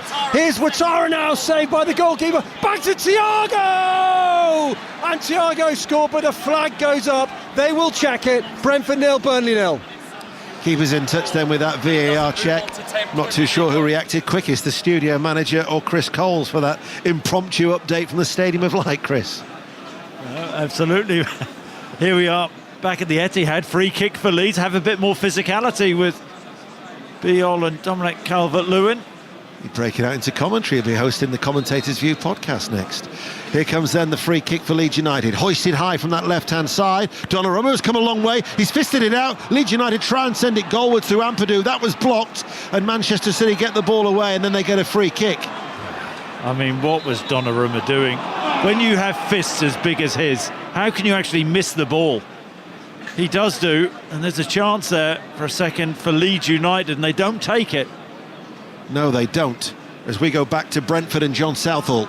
And it remains 0-0 against Burnley. Brentford 0, Burnley 0. Thiago does not have his 10th goal of the season, rifled it into the roof of the net, but the flag up for offside, and it remains Brentford 0, Burnley 0. Talking of big fists, it's a reminder that the boxing is back on BBC primetime television for the first time in 20 years tonight. 8 o'clock, BBC 2, the British heavyweight title. Fraser Clark against Jamie TKB, which actually got a mention on the TCV, the Commentators' View podcast, you can get on the 5 Live Football Daily feed. There are other podcasts. Are you feeling BBC Sounds? I'm just saying there are other podcasts. That's the third time. Are you feeling threatened? There must be a limit, though, the amount of times you can mention one particular podcast. We record it every Friday. Normally we'll drop it every Friday afternoon with John Murray and Alistair Bruce Ball. Here's Leeds United building from the back. They trail by 2-0. This is Biol, a rare appearance since he arrived for £15 million from Udinese. It's only his 5th appearance for the club. The ball is chipped forward by Bogle, and then able to turn and clear the ball away as Núñez actually gives it away. Opportunity for Calvert-Lewin. Welcome back to the Stadium of Light, where it is Sunderland 1, Bournemouth 2, after what was an end-to-end frantic first half.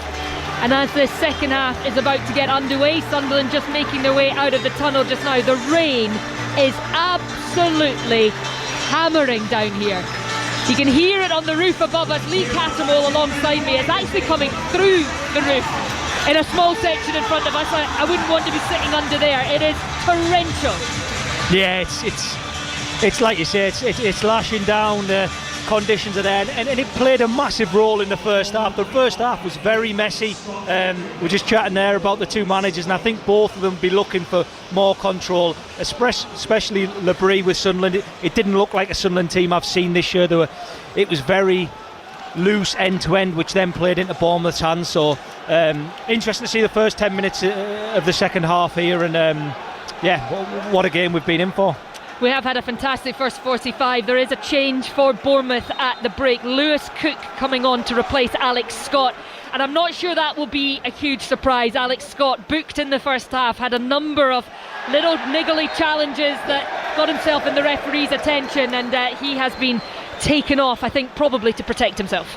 Yeah, definitely. It's he plays right on the edge, doesn't he? And I love his game and the way he plays, but he put a naughty tackle in, and then he had the penalty incident, and then there was one more after that, and like we said, Sunderland would have discussed that at half time, so there's no surprise to see Cook come on, but experienced player Cook, and he'll fill that hole straight away.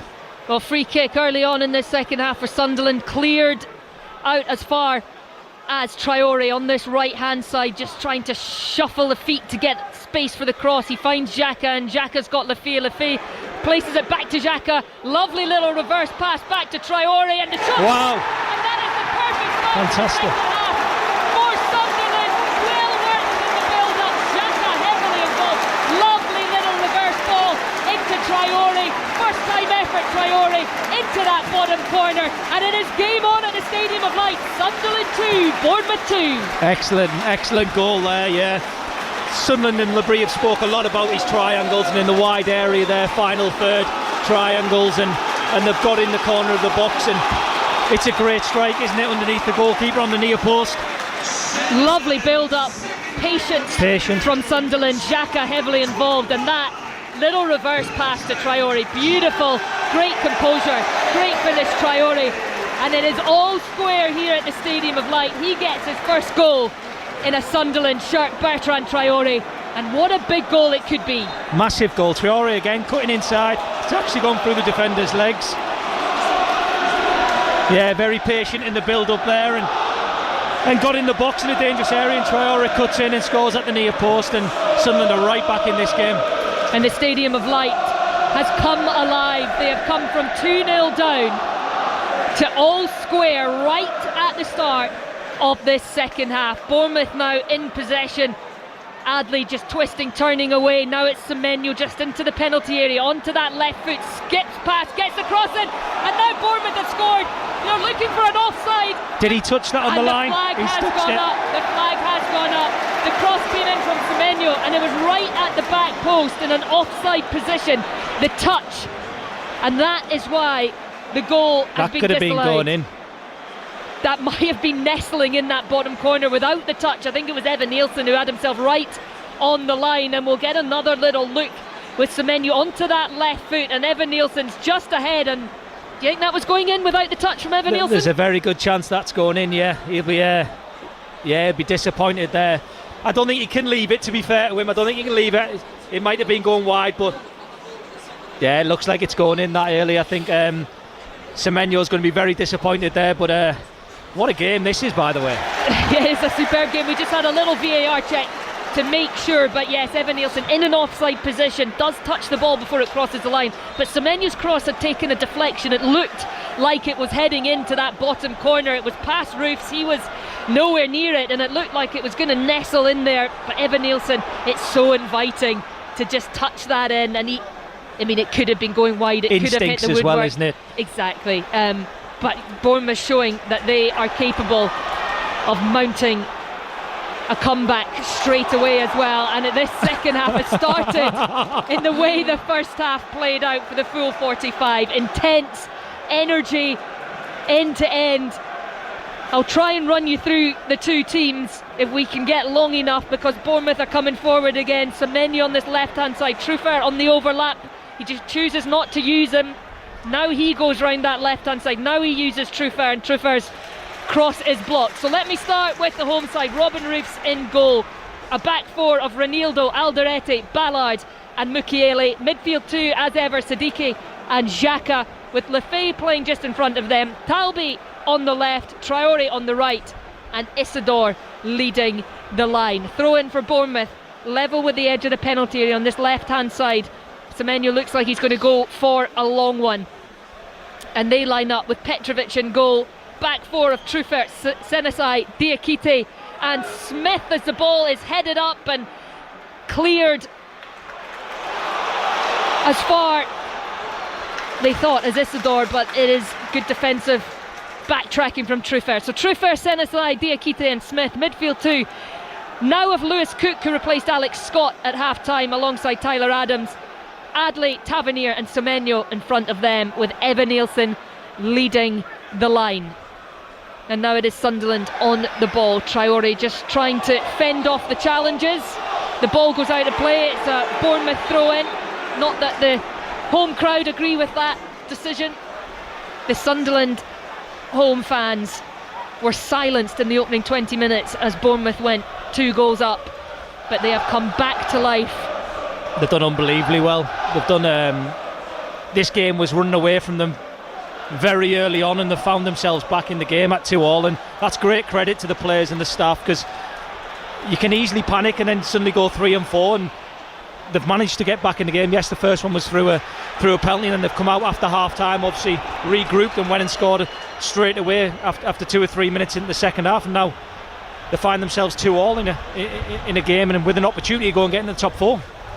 Not sure many will be putting too much on guessing the outcome of this one. It could go either way. Sunderland unbeaten at home this season in the Premier League. It looked like that was going to come to an end, but they've got themselves back level. Both of these teams coming into this one as well on the back of 3 games without a win.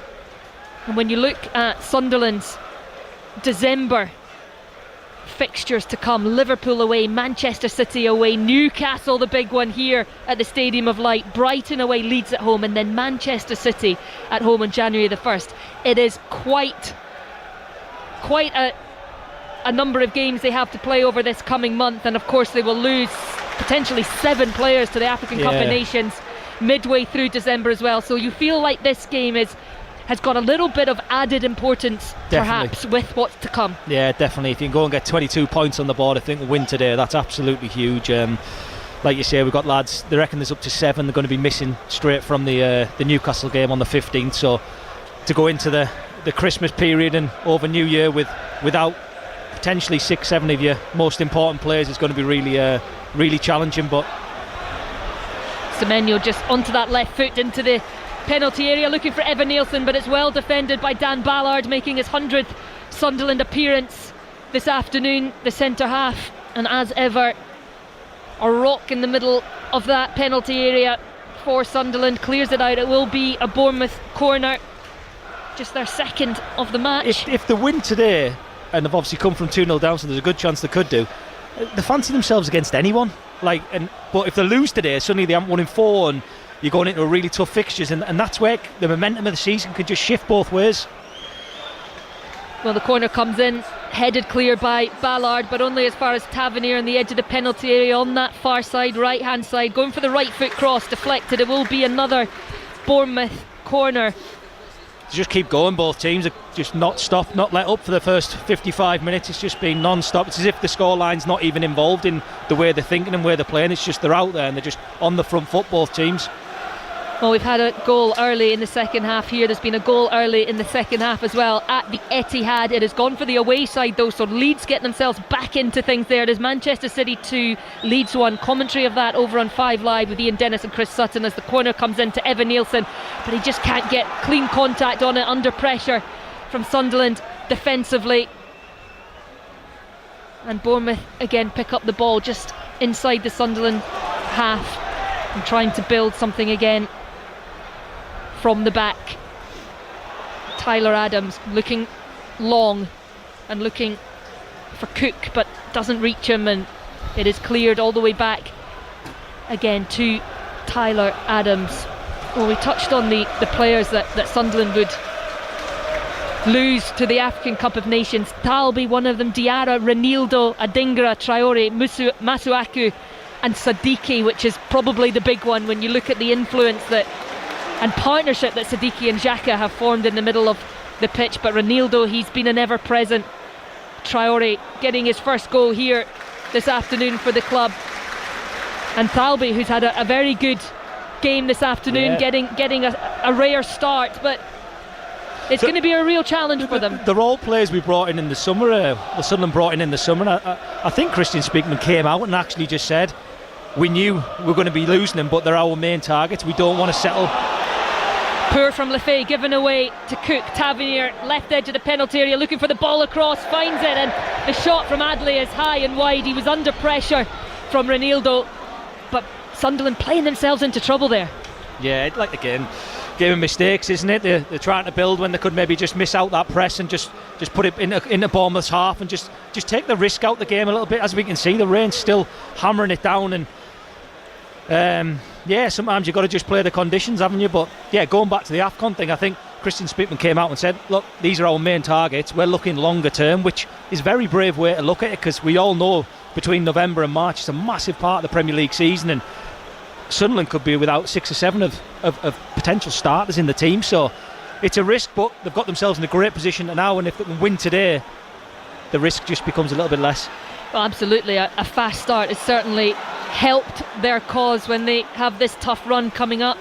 Got to get points on the board, and they have managed to do that very early on, Sunderland. But Bournemouth too, both teams level on 19 points. Sunderland just ahead of Bournemouth thanks to their goal difference, but if we do get a winner here today, whoever that might be, they would go as high as 4th in the table, with Brighton, Crystal Palace and Aston Villa all playing tomorrow. So a huge incentive for these two teams to keep pushing to try and get that victory. But from a Bournemouth perspective, they'll be looking to improve their points tally on the road. Just 5 points away from home they've picked up this season in comparison to their 14 picked up at home, and a lot of that has come down to defensive frailties, conceding far too many on the road. In particular, conceded 7 goals in their previous 2 away games before coming here today, where they've conceded another 2. And they play an exciting brand of football, but defensively they have been a little bit leaky this season. And I thought that might have been the cagey bit at the start, where they had to look at each other, but it certainly wasn't the case. I think they've just pretty much went, I think we've got better players than you, we'll go and beat you.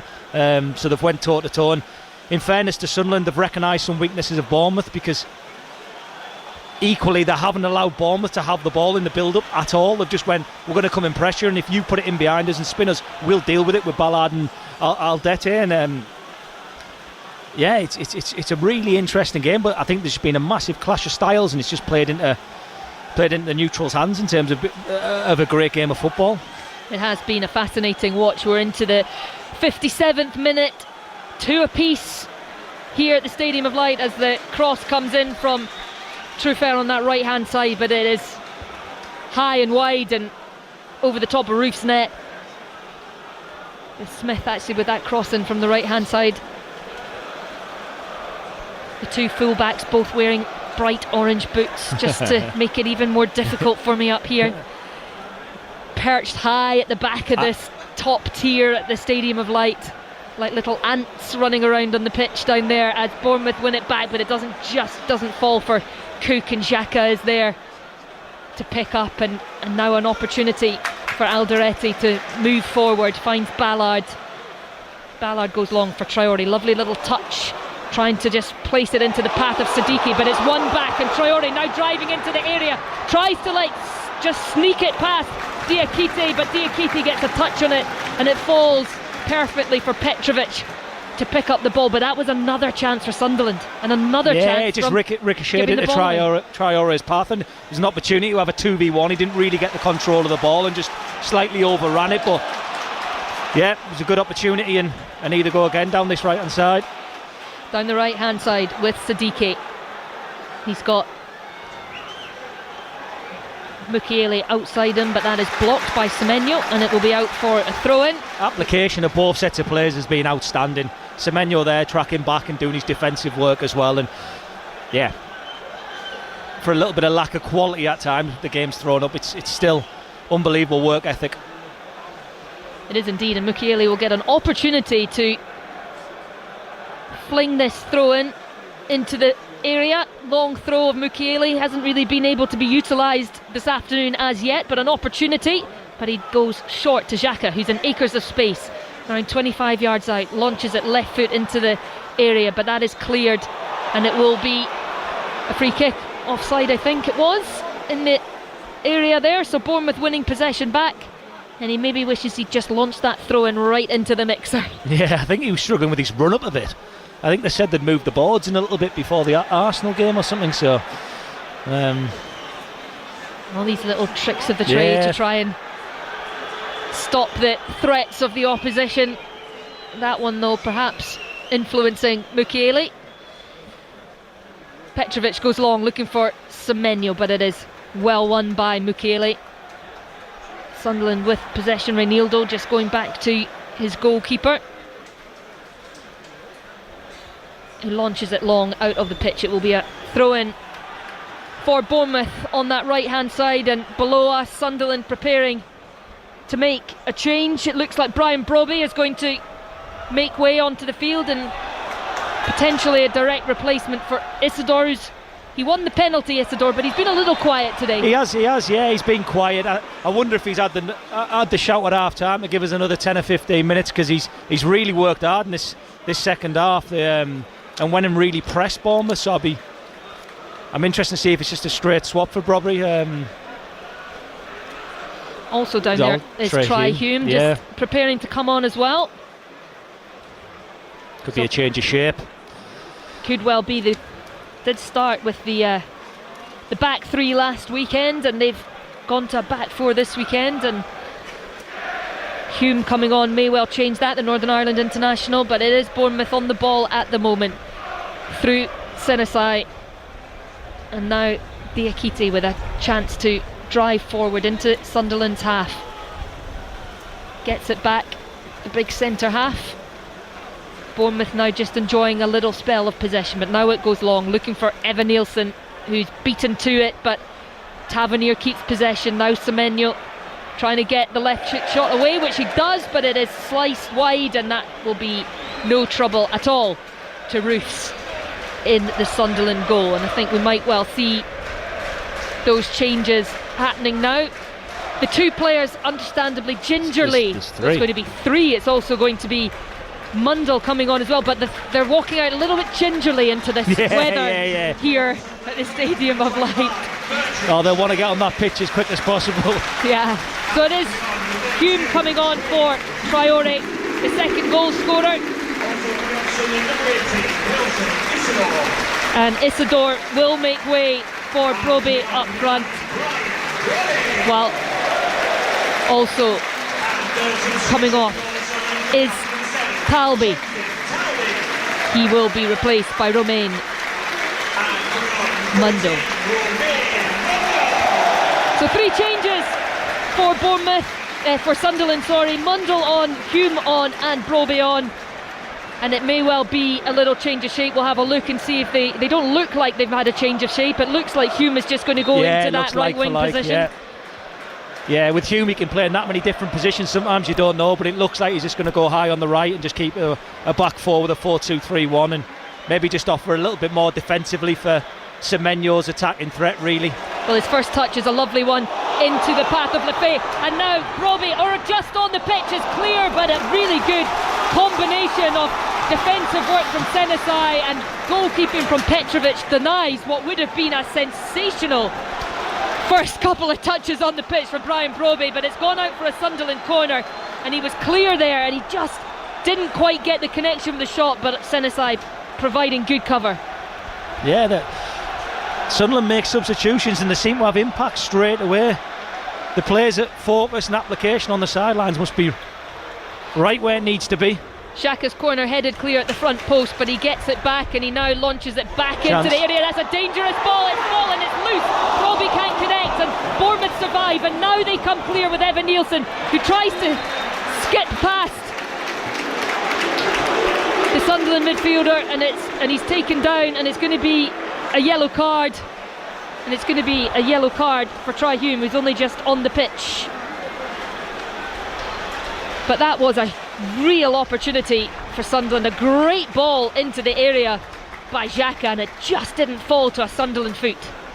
Yeah, it was a great in-swinging cross there from Xhaka, and initially good defending, to be fair, at the back post, but it's just dropped on the 6-yard box, and then Bournemouth have managed to get another foot on it to clear it, but Sunderland had bodies around the ball, and yeah, good defending in the end. But and then Evan Nielsen cynically taken out, I think you can say, by Hume, who picks up a yellow card. But Bournemouth were breaking in huge numbers there, so from a Sunderland point of view, that's a good yellow. Yeah, left the bench a bit. Areola's a bit lively down there, isn't he? He's getting animated, and yeah, I think he's looking at the officials with his arms up, and they've stopped a good counter-attack from Bournemouth there, so yeah, the benches are getting lively. I think he took one for the team, you would say there, Hume. Yeah. So Sunderland able to get back in position now. Evan Nielsen's had a little bit of treatment, doesn't have to leave the field though, because the free kick was awarded, so be interesting to see what Bournemouth do now to counter them 3 subs. Not sure what Tyler Adams is. He's got a problem with something here, Tyler Adams. I'm not sure what it is. He's come over to the technical areas and he's gesturing and asking Iraola for some sort of clarity on something. But he looks quite animated, and I'm not sure what's going on down really there. But Iraola's now very frustrated. Whatever it was that Tyler Adams has brought to his attention. Has he booked the wrong player there? I'm not sure. Evan Nielsen has actually come off the field of play now, as the free kick is cleared as far as Hume, but Hume's given it away. Semenyo should be able to keep that in play, which he does. Tries to get past Mukiele, but Mukiele gets a touch, and it's actually come off Semenyo on its way back out, so it will be a throw-in for Sunderland. But Iraola is still furious down there, berating the assistant referee. Get some clarity on that, I'm sure, post-match. But not happy at all. It's a chance now for Ronaldo, who picks up the loose ball to drive forward. He goes down under pressure from Adelaide, who wins a free kick just on the halfway line. It's getting feisty. It's getting very feisty. Yeah, you can see the reactions of the players. We are so far away, but you can still feel it from here. The players are really getting into this now. The reactions are all turning around the referee. The crowd's engaged, and yeah, interesting next 5 or 10 minutes to see how this. Both teams aren't letting up. They're not going to settle for the 2-2, are they? Absolutely not. 4th place is at stake heading in to tomorrow's games, as the ball comes in, and that is going to be cut out by Diakite. Bournemouth looking for the free kick, not given. Another goal to tell you about at the Etihad, and from 2-0 down, Leeds have drawn level. Calvert-Lewin with the first, and now Mecha has scored an equaliser. So 2 apiece there, 2 apiece here at the Stadium of Light. Both games seeing teams coming back from 2-0 down. Leeds at Manchester City. Commentary of that is on 5 Live with Ian Dennis and Chris Sutton. And here at the Stadium of Light, Sunderland coming from 2-0 down. They now have a corner. It's into the front post and looking for a little touch from Alderete, but doesn't get it right. But it's going to be taken again, the corner, because there's been some toing and froing in the area. There's some blocking going on. You could see they were all blocking there for Alderete. They've got everyone inside the 6-yard box in Sunderland, and then they're just putting blocks on. Alderete's come from the back post round to the front post, and yeah, fortunately for Bournemouth, he's blew up a free kick, but it looks like they're going to take it again. Certainly feel for Tim Robinson in the middle this afternoon. It has been a frantic affair here, and it is getting very, very feisty, very niggly, very few little fouls coming in here and there, and certainly a lot of things that he needs to sort out as Bournemouth making a change. They'll do that after this corner, which now comes into the area, headed by Bromley. And it's round the back of the net, and Sunderland have completed the comeback with substitute Brian Bromley all on his own in the middle of the penalty area. corner comes in, and he just headed it down into that bottom right-hand corner, and from 2-0 down, it is Sunderland 3, Bournemouth 2. What a game, Lee Cattermole. Yeah, and calmest man in the stadium, Regis Lebris. He has been incredible for this club so far, and they can score in so many different ways. The counter-attack, they can build, they can create. Well, this is come from a set piece, and Sunderland looks so well drilled in everything they do. They look so professional in every performance. Like I said, they've been from 2-0 down, they're now 3-2. Regis Lebris there with his hood up, with his hands in his pockets, not even reacted, and this just shows where the club's at the moment. They look like they're in full control of every situation they find themselves in.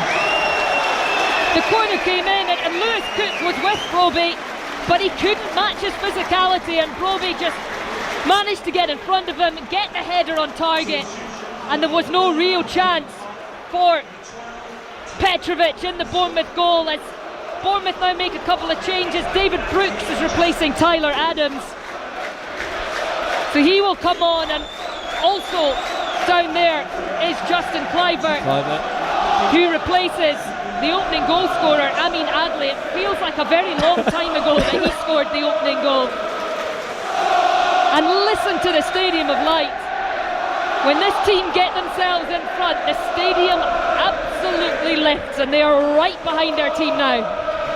Yeah, we're in for an exciting 25-30 minutes here. Straight away, Bournemouth have made the subs, brought attacking players on, and they put the ball straight on top of Sunderland and went, go on then, we're going again. And credit to both these teams, because they're bang at it, and I really still can't call the game. Bournemouth are going to keep going. They're not going to stop. They're going to keep going. They've brought on two very good players. Here they go again. 20 minutes to go. It is Sunderland 3, Bournemouth 2, but Bournemouth coming forward, cross coming in, cleared away by Sunderland. Broby doing well in the challenge, leads Cook in a heap, but Sunderland able to come forward over the halfway line now.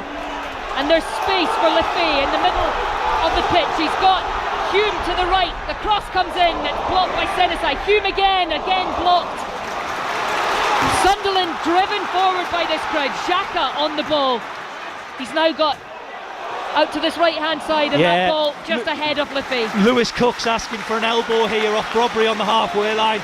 He's just backed into Lewis Cook, and I'm not sure if it's a size difference. It didn't look like a flinging arm, but the bench is into the fourth official, and Lewis Cook's into the referee. He went down holding his face, but I'm not sure what it didn't look a lot from where, well, we are miles away, but yeah, somebody's just been booked down in the technical area as well.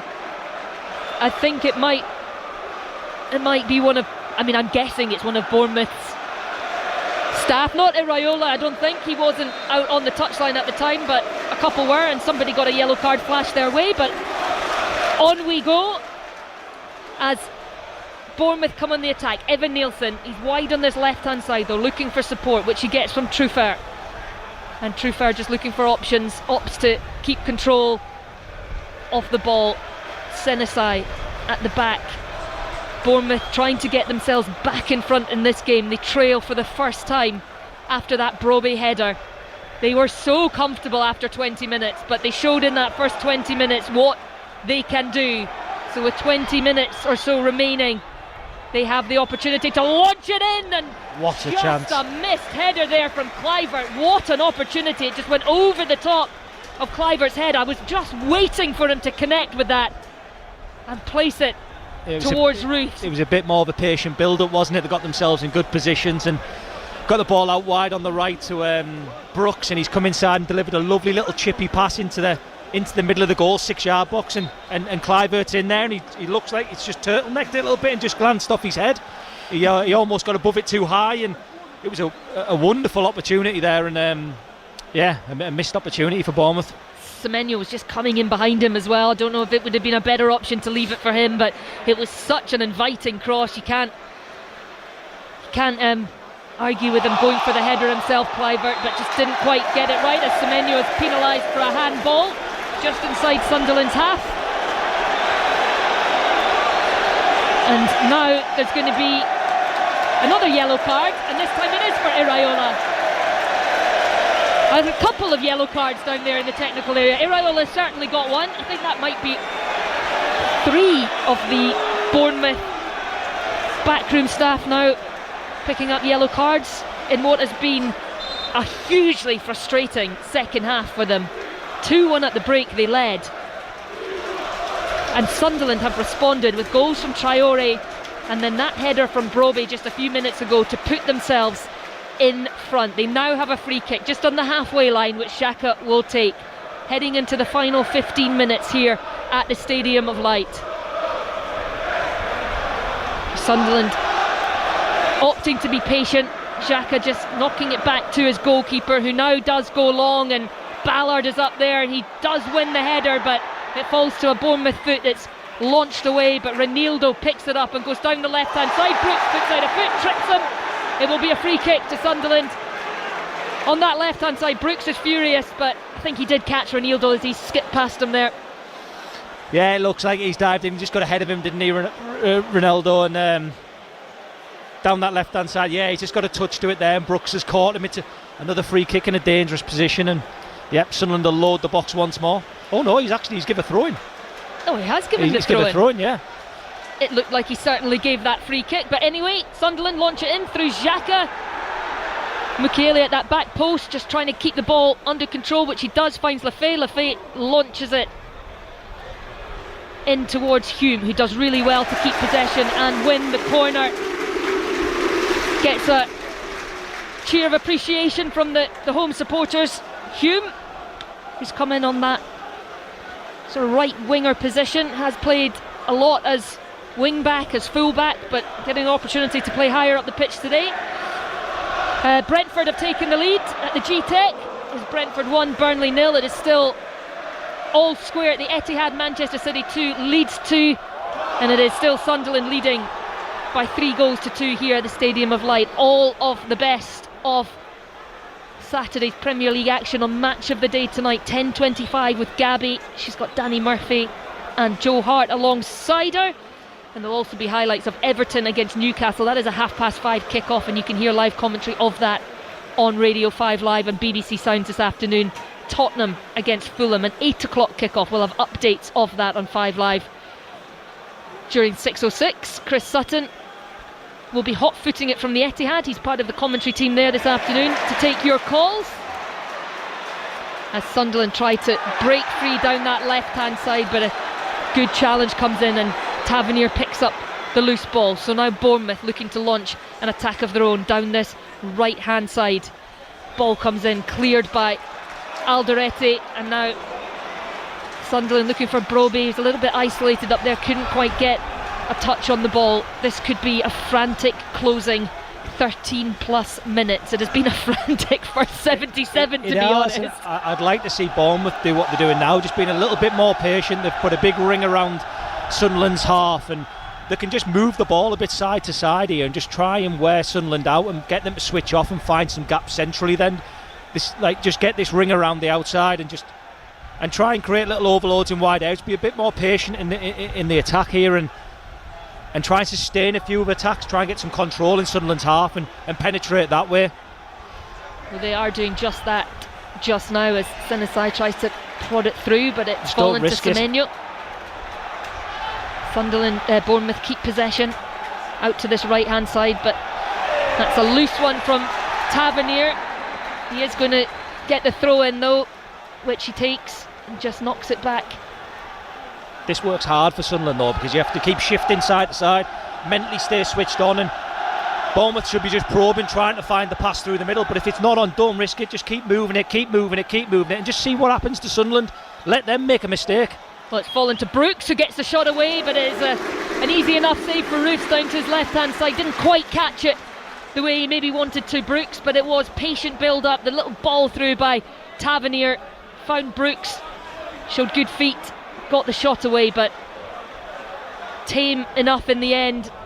And again, Bournemouth cut out the through ball, but Lafay does really well to win it back and just can't quite get it to the feet of Brobbey. He's asking for a free kick. Lafay feels he was pulled back as he tried to just prod that ball forward to Brobbey, but nothing given. And now Bournemouth again coming down over the halfway line on that right hand side. Back to Senesi in the centre circle. Patience again from Bournemouth. They're preparing to make another couple of changes, but Semenyo with it on the left-hand side. He's got a number of Sunderland players ahead of him, but he cuts onto that right foot and sticks in a cross, which Brooks wins the header for, tries to knock it into the path of Evan Nielsen, but Roofs is there. Poor throw out from Roofs though. He was looking out on that left-hand side and it just went out of play, and Bournemouth will now make those 2 changes. So coming on, Junior Krupi, who has certainly made an impact this season. He will replace Evan Nielsen up front, and also coming on is Enes Ünal, the Turkish international, back from an ACL injury, scored at the weekend against West Ham. He comes on as well to replace Adam Smith. So that will certainly looks like a little change in formation for Bournemouth. Gone very attacking. Yeah, 2 forward players looks on. like they'll be going 2 up front, just getting that control at the back. They might feel like they can just take away one of the defenders and just put another one more century and just keep this sort of looking of the pitch in terms of keeping Sunderland pending on the edge of their own box and just adding another body in the box away from being in the back, so they don't need that body at the backs, so they've just moved him forward in the pitch. Certainly not adverse to taking a little bit of a risk, Iraola, and they do so often pay off as the cross comes in, cleared by Ballard, but only to the edge of the box. It's now Brooks. He's got space. He took a heavy touch though. He's the sustaining pressure here. It's going to be free kick just outside the D for Bournemouth, as Brooks still down holding his ankle. But yes, they are keeping the pressure on Bournemouth. Yeah, it just looked a little bit similar for the last 5 or 6 minutes for the first time in the whole game. So whether Sunderland are just accepting and going, do you know what, let's just really get tight and compact on the edge of our own box, or Bournemouth have just changed a little bit and just try to just be a little bit more patient. I certainly think it looks better for Bournemouth. Well, just a little bit of discussion happening around this free kick, where it will be placed, who will take it. David Brooks is down on his haunches. He's still feeling that. He's having a bit of a conversation with a couple of his teammates. Doesn't want to call the staff on because he doesn't want to go off, but he is certainly looking like he's feeling that one. That challenge on the edge of the box. Well, there is also a number of Premier League commentaries coming up tomorrow. Really interesting one at the London Stadium. West Ham against Liverpool at 2 o'clock, 2:05. That one's kicking off. That is on Radio 5 Live, as Liverpool look to try and address this run of form that they've been on against a West Ham team who've started to pick up a little bit. And then from 4:30, really tasty one at Stamford Bridge, Chelsea against Arsenal. Commentary of that also on Radio 5 Live. There's a couple of other 2:05 kickoffs, Nottingham Forest against Brighton and Aston Villa against Wolves. The commentary of both of those on BBC Sounds. And a full Premier League card this midweek. 5 Live Sports will have you covered around the grounds Tuesday and Wednesday night. Also 5 fixtures in the Scottish Premiership. Free kick comes in and that's whistled past Roof's right hand post. He was stuck to the ground there, Robin Roofs. I think had that been a couple of inches to the right, that might well have nestled into the bottom corner from Unal's free kick. I think he caught him out a little bit. I think it looked like Tavernier with his left foot was going to go over the wall, and Newhall just reversed it in there, and I think it's just caught the keeper a little bit off guard and just missed the post on the left hand side, keeper's side. We're into the final 8 minutes of the 90 here. We have had so much drama. Is there late drama? There has been late drama in the game between Brentford and Burnley. Brentford were winning. Burnley pegged them back in the 85th minute through a Fleming penalty, but Thiago got his second of the afternoon just a minute later to restore Brentford's lead. So 2-1 Brentford lead against Burnley. That is into the 90th minute at the Etihad. It's still Manchester City 2, Leeds 2, heading into the final couple of minutes there. We had 7 minutes added at the end of the first half here, so we are a little bit behind, just heading into the 84th minute at the Stadium of Light, where Sunderland lead by 3-2, having come back from 2-0 down. Bournemouth, though, they are the team pushing in these final 10 minutes or so. They are desperate to leave here with something. They managed to come back from 2-0 down against West Ham at the weekend. They will hope to do something similar here. Otherwise, it will be Sunderland heading to 4th place in the Premier League. Incredible. from them. What a start to the season as the rain continues to come down here at the Stadium of Light, but it's also being swirled around by a strengthening wind as Tavernier just cuts back and plays the ball back. Bournemouth keeping possession. It is now with Senesi. Sunderland just need to keep the focus now, be really connected and good communication between the lines, just really help each other recovering and just keep shutting off the gaps and keep Bournemouth as far like this. Yeah, Trufer. Nick the ball and then try and counter-attack. Just with a loose pass, Trufer, but he's intercepted that pass from Sunderland to win possession back. Senesi onto the edge of the area. It's now with Kluivert, but he's forced to go back to Brooks, and Brooks thought he was going to take the right foot shot, didn't. The cross comes in, it's gone towards the back post, it's loose, edge of the area, shot, off the crossbar from Marcus Tavernier. What a vicious strike, and now Sunderland with an opportunity to break down this left hand side. No support, goes down, wins the free kick. Really well played, that by Sunderland and by Romain Mundle on that left hand side. He had nowhere to go, he had no one with him, and there's a yellow card to Semenyo as well. Wins the free kick, but what about that strike from Tavernier? Incredible strike from Tavernier, wasn't it? Same work again, probing, ball comes deflected out.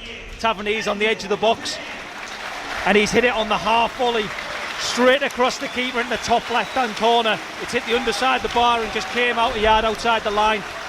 Unbelievable strike, and then to be fair, the balls came out with Mundle and he's took Sunderland up the pitch and then went and bought a free kick for the team, which just releases that pressure and all the players can breathe again now. But yeah, unbelievable strike from Tavernier, and again just adds to the excitement of this game. It does indeed. Sunderland make a change, and this time there is no attacking substitutions. It is very much a defensive one as Geertruida comes on for Lefay. So Sunderland going into what looks like a back three, but they have a free kick first, which Xhaka plays out to this left hand side, gets it back and now plays it down the line to Mundle. He's got space, he tries to cut down onto that left foot, cross the face of goal, it's taken a deflection, it's gone out. Mundle left it, he thought it was going to be a corner, but it's actually been given as a goal kick. But yeah, Sunderland trying to just shore things up, get an extra body in that back line when these remaining 4 minutes plus injury time to try and see out what would be a hugely impressive victory. Yeah, definitely. Like we say, the last 5-10 minutes they've just dropped on the edge of their own box, and they're putting an extra centre half in there now, which will just give them that little bit more height for when they're crossing the ball. But free kick awarded. Soft. Alderete's just nudged him off the ball, used his strength just outside the box, and they've given a free kick here to Bournemouth, which is very harsh on Sunderland. But again, another opportunity now for Bournemouth to load the box. But yeah, I thought you might say that was a soft one. Yeah, as Sunderland give away that free kick. It was given away by Alderete, and it is about 25 yards out, just right of centre. There are a few who can certainly take that free kick and cause some problems with it. Tavernier, the left-footed option, you think may well be the favoured one, but Kluivert is also standing over the ball as the referee just ensures everybody is back behind that line. And will it be the right foot of Kluivert? It is. It goes in towards that back post, but it's flicked away from Senesi, who is lurking. It will be a throw in right next to the corner flag, which is taken quickly. Brooks, he's got the option of Tavernier just deeper than him, which he takes, and Tavernier moves it across to this right hand side now to Cook. Gets it back, Tavernier. He's got Senesi on that left wing position, puts a good ball in, but nobody able to get on the end of it. Mundle just clears it, anywhere will do. Cook picks it up on that right hand touchline just inside Sunderland's half. We're into the final 2 minutes. Brooks inside the centre circle, back to Cook. Tavernier. Bournemouth with all the possession over these closing minutes, but as yet unable to find what would be an equaliser, as Brooks is put under real pressure by Hume, but manages to find Tavernier in the centre circle. And Now Bournemouth trying to come down this right hand side, but again their way is blocked. Sunderland all back in their defensive third as the ball played in by Brooks is cleared, and Brobby now with an opportunity to try and move it forward, and he does really well, gets his body in between. Really good from Sunderland there, just shifting and sliding as a unit, all 11 men behind the ball, and it's almost like a training ground drill you do in a phase of play where they're just shifting and sliding, cutting off all the gaps for Bournemouth to play in, and then they win the ball, and Brobby then goes and wins a foul in their own half, and again just kills the momentum of Bournemouth. Yeah, just gets his body in between Krupi and the ball, Brobby, and when he goes down, tends to be one that goes the way of the attacker, which it did. So an opportunity for Sunderland to try and take their time, which is exactly what Robin Roos is doing, but the referee now telling him to hurry up, and will give him the yellow card as well. So we have 8 minutes left to play. Great ball in from Hume, and Ballard got on the end of it. He's now saying that should have been a corner kick, but it is given as a goal kick. Great ball from Hume, and Ballard just coming in at the back post. 8 minutes then we go into an opportunity for Bournemouth to try and get the equaliser.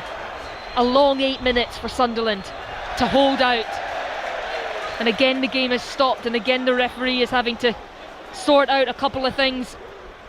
He's certainly earned his fee this afternoon. I'm watching the benches, it's just chaos down there on the side of the pitch, and it's going to be 8 minutes of chaos now in terms of Bournemouth trying to push and Sunderland trying to hold on. But Taverniers had a great shot from outside the box. They've had the one chance with Clive in the 6-yard box, but other than that, in the Brobby up against Diakite.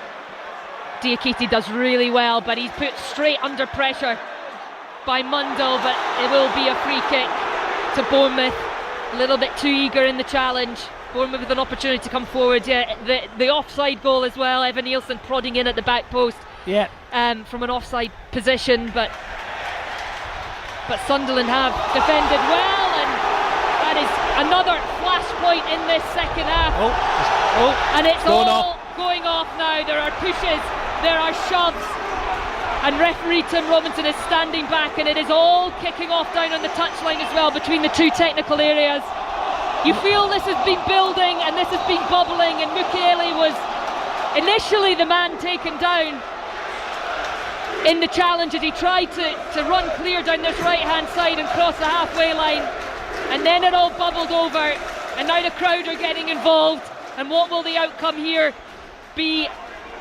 As we can see, Trufer initially going down under the challenge, and then Brooks hauled down Mukiele, and then it all descended into a little bit of chaos.